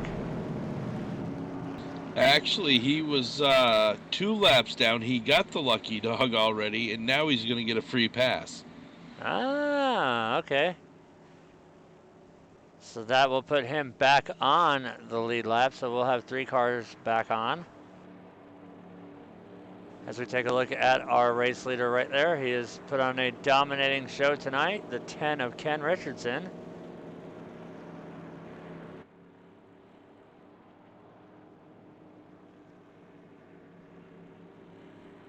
While they are under caution, we're going to look. So far tonight, he has led 185 laps. Once again, he did start in 5th. His fastest lap still stands at a 15.2 flat. And right now, that 10 machine has been the car to beat.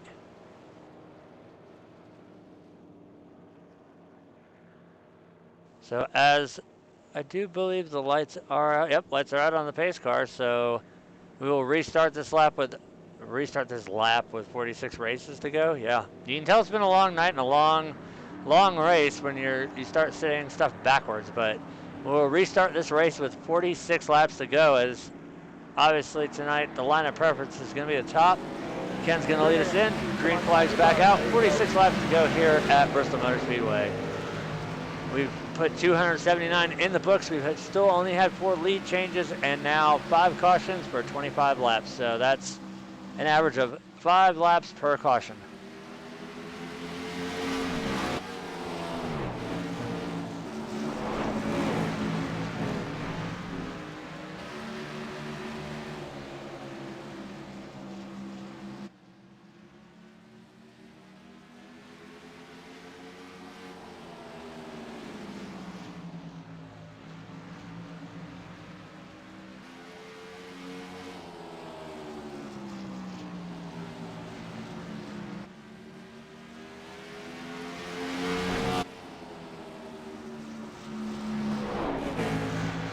Caution's out. Oh, we had a Roll caution over, on the roll track. over.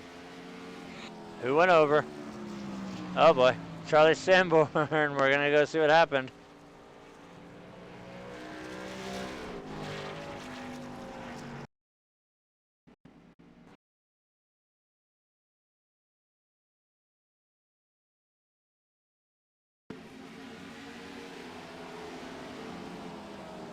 You see the one of Charlie Sanborn there. See a little piece of the wall there.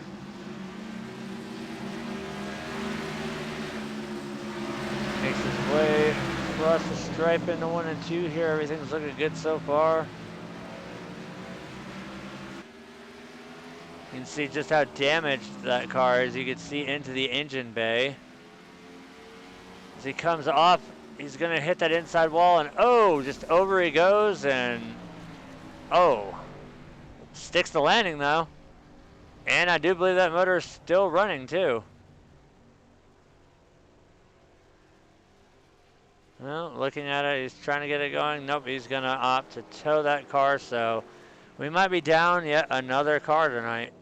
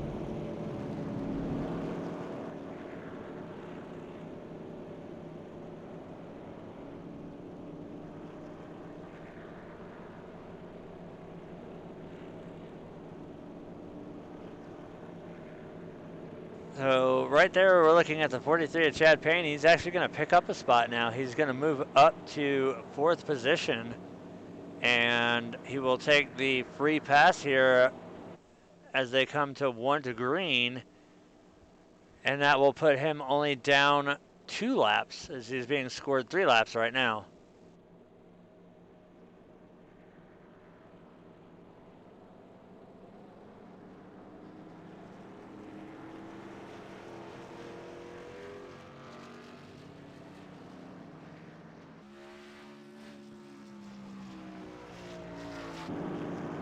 But there we saw the 43 get his free pass. Lights on the pace car out. There are our 3 contenders as Kevin Petty is now being scored on the lead lap. So 37 laps to go when they take the green here. It'll be a battle between the 10, the 71, and the 91.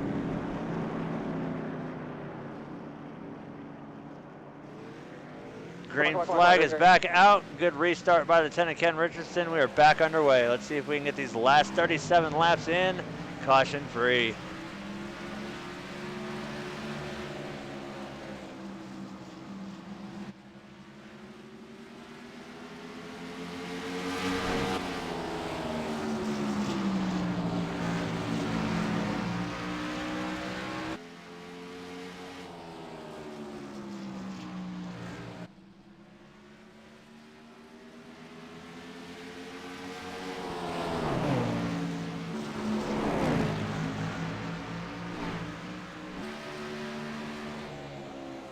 I don't know about you, Alan. I know the 10 car has been strong all night, but now that with only 3 cars really battling it out, and I think there's only, what, 4 cars left on the track, I'm kind of putting my my chips towards the 71 here. He's been steadily digging away at the gap between him and the leader every time that they've gotten on a long run.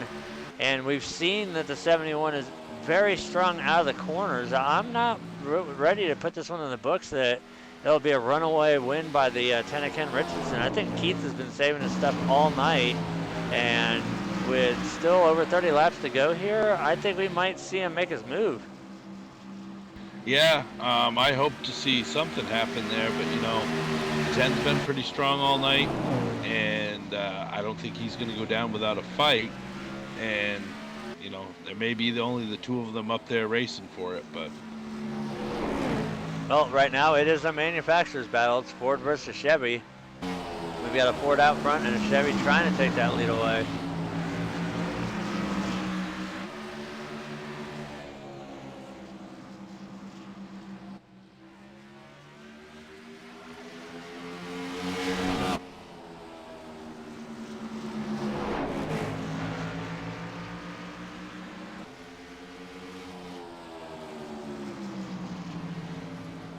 We see the 43 car. He was dead down there on the inside. He must have lost it coming out of turn 2.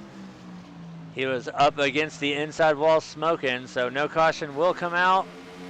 Well, he's got it refired and rolling, but that's undoubtedly going to end. Oh yeah, that's undoubtedly going to end the 43's night. So that'll put it down to, I believe, 3 cars. Unless he does have a quick fix, but he has been rolling the entire race with a lot of damage, so my bets are that he does not. 26 laps to go this time by.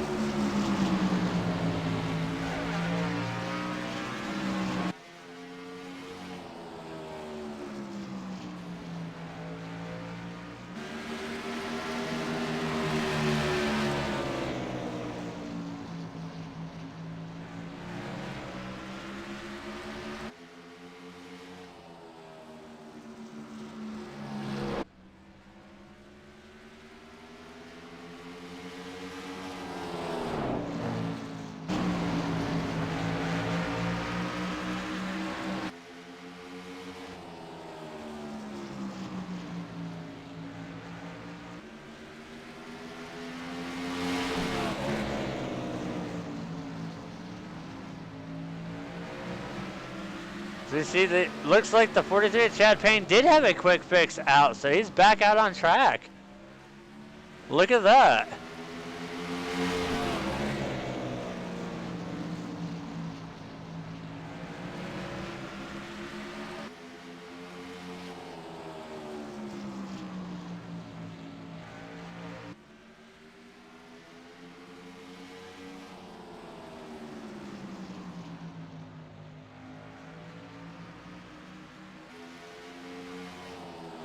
All right, it'll be 20 laps to go, this time at the stripe.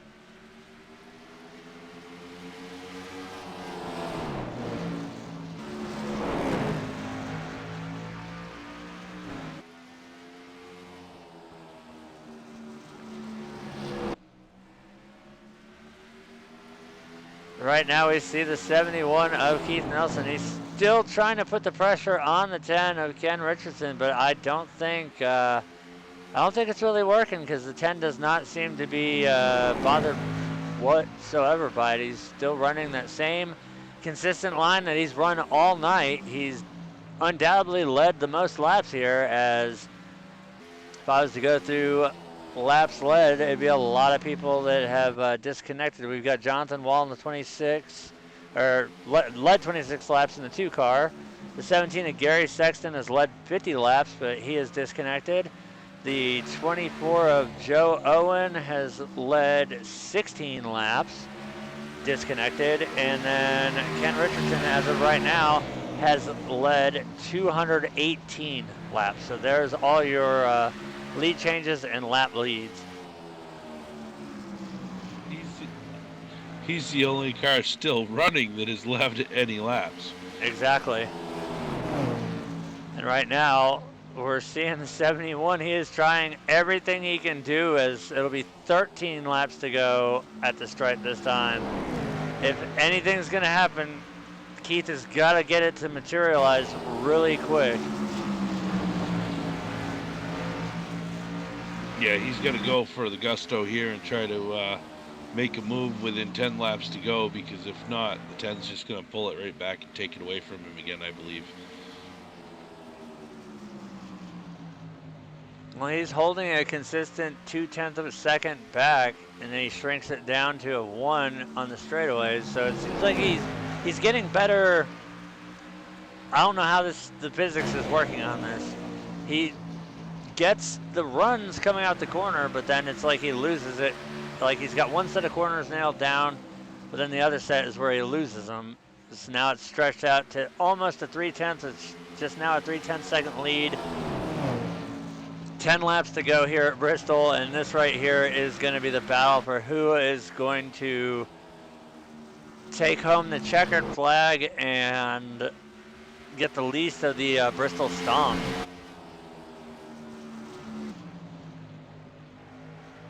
So right now we see the gap starting to build up again, so I think nobody really has anything for the 10 on the long run. With 8 laps to go, we see the interval gaining. Right now, it's the 10's ball game right now. He's got everything lined up where it needs to be. All he has to do is just not make a mistake for 7 more laps, and he's got this one in the books.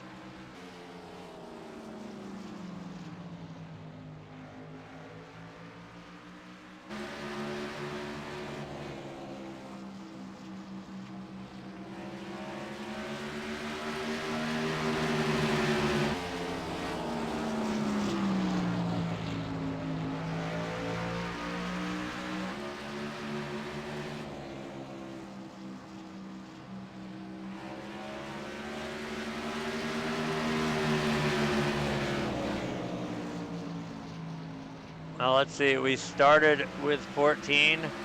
We are down to 4, and we'll be taking 4 laps to go. So that's definitely a sign that this has been one difficult night. I'm not sure what happened to the 71, if he just got loose there and lost it and really dropped back, or what's happening here. Maybe he just used his stuff up. That's kind of what I'm thinking, is he just ran a little bit too hard trying to get underneath the 10 there. So it's going to be 2 laps to go as Ken Richardson takes the line this time. We're actually going to ride in cockpit with him as he takes the white flag. He's only got two corners left to do it. He'll take the white flag this time by 1 more lap around the track, and he's got this one in the books. White flag is out. Half a lap here, and we see no pressure, so undoubtedly dominating performance tonight by the 10 of Ken Richardson. He's going to lead 233 laps, bring home the checkered flag, so your race winner will be the 10 of Ken Richardson. Coming home second tonight will be the 71 of Keith Nelson. Kevin Petty is going to bring it home third, Chad Payne fourth, and those are all the remaining cars that were left in the races. Undoubtedly, victory donuts are underway, and I do not believe we have anybody other than the race winner in TeamSpeak, so this should be a fairly easy one, Alan. Let's go ahead and bring Ken in and oh wait, we got Keith now, so hold on, let's see. See if Kevin pops up. If he pops up, then we'll get all 3 of them in. But that'll give us time to, before we bring them in, we'll bring in the results and everything. So, here for the It's Bristol Baby 188. The results are in, and tonight it's going to be the 10 of Ken Richardson bringing it home after a dominating performance. The 71 of Keith Nelson is going to bring it home second. Kevin Petty third. Chad Payne, the 43, fourth. Charlie Sanborn, fifth. Now, all cars after, I believe it was, fourth on back have all disconnected from the server. So, fifth place, Charlie Sanborn. Jonathan Wall is going to bring it home sixth. Gary Sexton 7th, Tyler Roberts in the 5 8th, Judd Danielson 9th, Eric Essery 10th, Joe Owen 11th, the 101 on David Gavenforth 12th, Gary Weston 13th, and Joshua Ramos is going to round out the field in 14th place.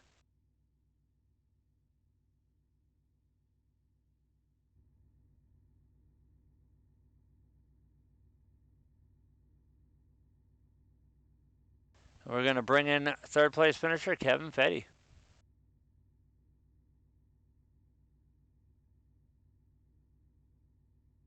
Kevin, how you doing tonight, buddy? Brought it home third. What a rough race. Yeah, that was a bit rough, Alan. I had a 9th place car all night and had no business being up in the top 3. But yeah, well, it is what it is. We noticed a lot of things, and it seemed that the initial reports during practice that the car was very, very tight, and then we saw in the long run the car would still get tight, but then it would also get very, well, we hate as drivers is tied in and then wrecking loose off, as we saw time after time. But I think this is a record here with 3 or 4 cars actually finishing in the race and the rest of them all disconnected. But like I said, the entire race, Bristol is not a track for the faint of heart. You have to come in 120% fully mentally committed, physically committed, and you have to know how to be able to drive this car around here. And iRacing's new build set that they came out with probably compounded the matter a little bit more. I think you nailed it, Art. I'm shocked. Obviously, the longest race I've ever run at Bristol, and it's amazing how sore your shoulders get on those long green flag runs. The other thing I noticed, and you're right, it was tight and then got snapping loose.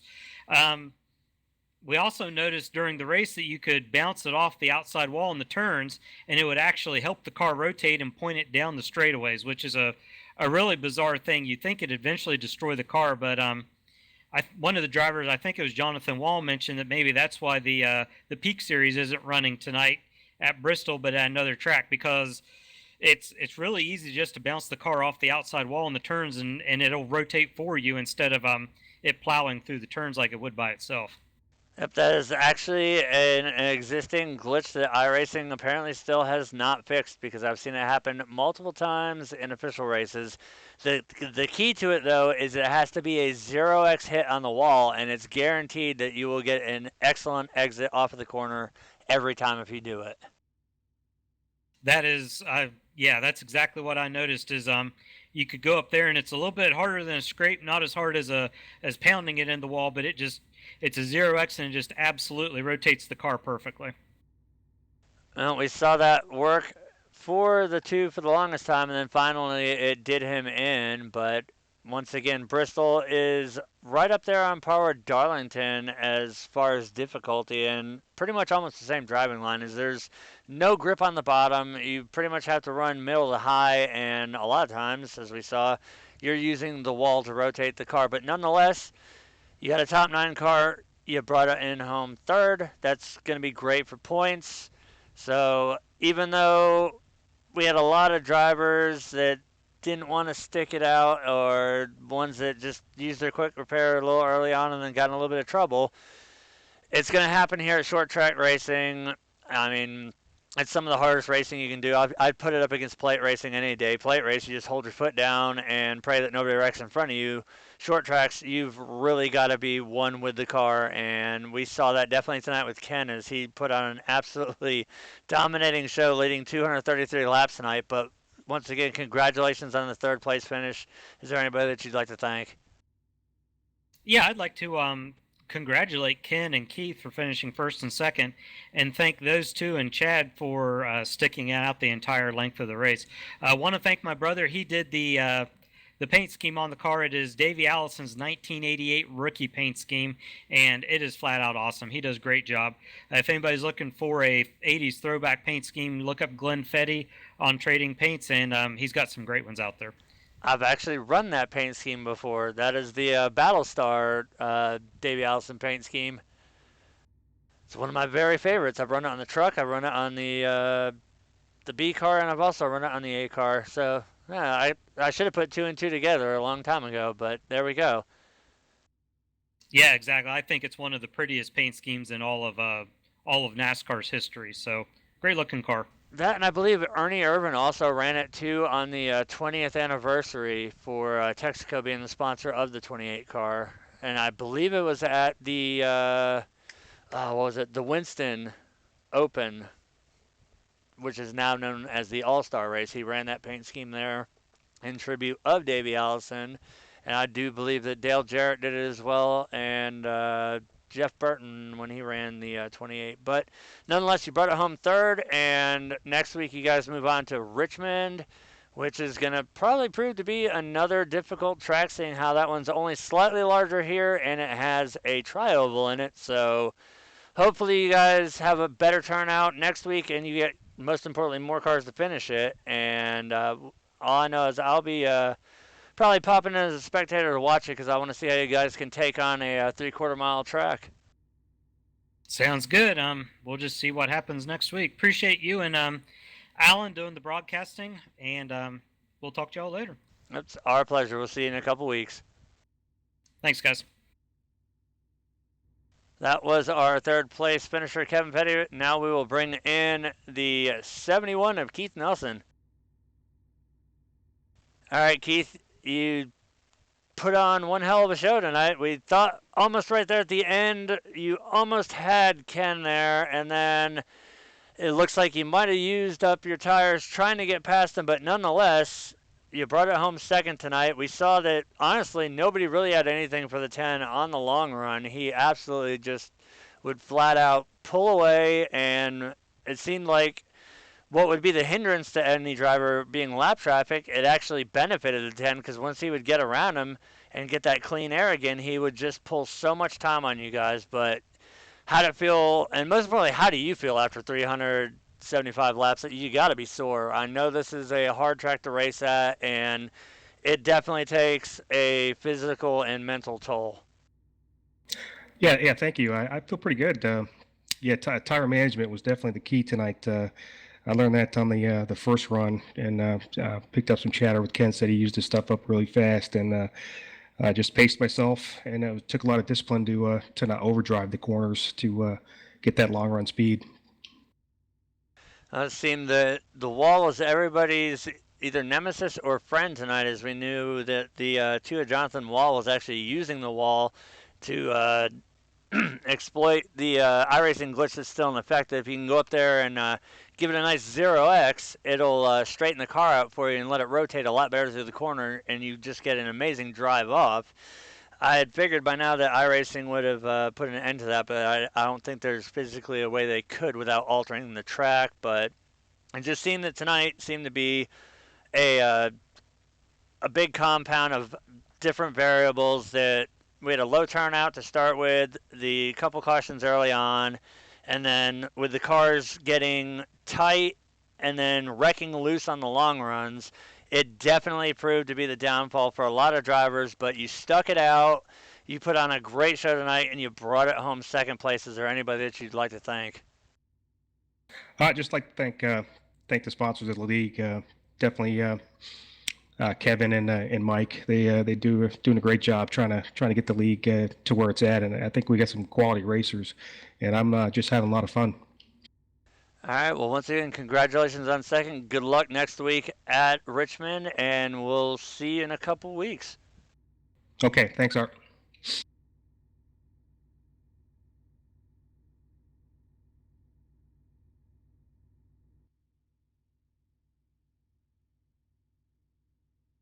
That was our second place finisher, Keith Nelson. Now we will bring in our race winner, Ken Richardson. All right, Ken, you brought home a dominating finish tonight, leading 233 of the 375 laps. How the hell do your arms feel right now? I'm a little sore, but I had my force feedback turned down quite a bit, so it's not too bad. Well, you definitely were the car to beat on the long run. You would get out there, and I think at one point you had pretty much the entire field lapped due to the long green flag runs that we had after the early cautions. We knew that the car was plowing tight and then wrecking loose on the long run, but if we looked at your car at any point, we would never be able to tell anything otherwise unless we were told that the cars were getting that way. But it definitely proved to be, this one seems to be the driver's Achilles heel, as this concrete track does not go easy on anybody, and the low line, we rarely ever see it, and iRacing's too cheap to throw out some tar on the bottom so there's some grip, so everybody would stay to the top side. But nonetheless, you absolutely dominated the race, brought home the checkered flag, maximum points nights. That's got to feel great going into next week, where you guys are going to be taking on Richmond, which is basically just a little bit bigger than this with a tri-oval in it. Yeah, it was. It's too bad more guys couldn't stay, but it really is a tough track. It's the old Bristol, so the high line is really the only way. And I took the lead on that one pit stop. Had a really good pit stop, got out in front. And once I did that, then it's just a matter of holding that high line, not making a mistake, and just controlling the pace. I could save my tires while the guys behind would use theirs up trying to pass. And yeah, just waited out. And luckily we had some long runs there. And but it's Keith was pretty fast. If he would have got in front of me, I know I wouldn't have been able to pass him back. So I had to make sure I kept them guys behind me, even the lap guys. Charlie was down a lap. He had some trouble, and he's trying to get around me there, but I had to fight him hard, because if he gets back on the lead lap, then it's another car I got to fight. So anyway, but yeah, it's a tough track, not a real good racing track. So that might be something to do with the dropouts we had. That, and also iRacing changing the build set yet again on this car. So they've, ever since the low downforce, it's benefited a little bit on the plate track. However, not so much on the intermediates, and it actually severely affected them on the shorter circuits. They went from being on ice all the time to now pretty much being almost like the C-Fixed, where they were just a dump truck tight, and it's ultimately what we saw tonight. But once again, congratulations on your win tonight. Hopefully you can carry it over next week at Richmond, where it's not too much bigger here than Bristol, and the banking's definitely going to be a lot easier, and you're probably not going to be dizzy like everybody was tonight after being in the concrete blender for 375 laps. But once again, congratulations. Is there anybody you'd like to thank? Well, thank you guys for sticking it out. I know it wasn't our normal show tonight, but thanks for sticking it out, and Kevin and Mike for putting the league on. I think they're looking at making some changes, so hopefully things will get a little better in the next race. Next race, Richmond's a pretty good track for these, so hopefully I'll finish good there. All right, well, good luck next week at Richmond. We will not be there, but hopefully you can string back-to-back wins, and we'll see you in a couple weeks. All right, good night, guys.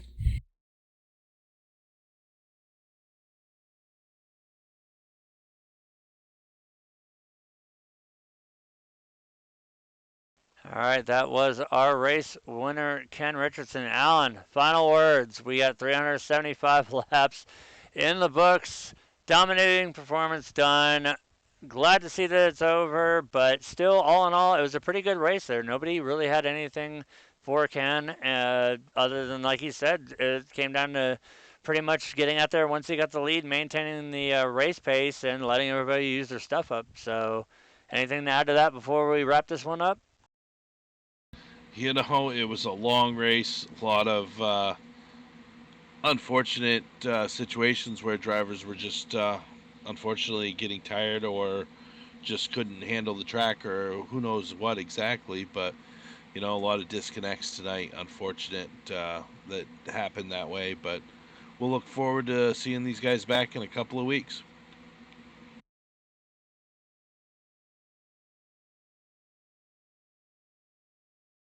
I couldn't agree more, but that right there, folks, is going to do it for us tonight.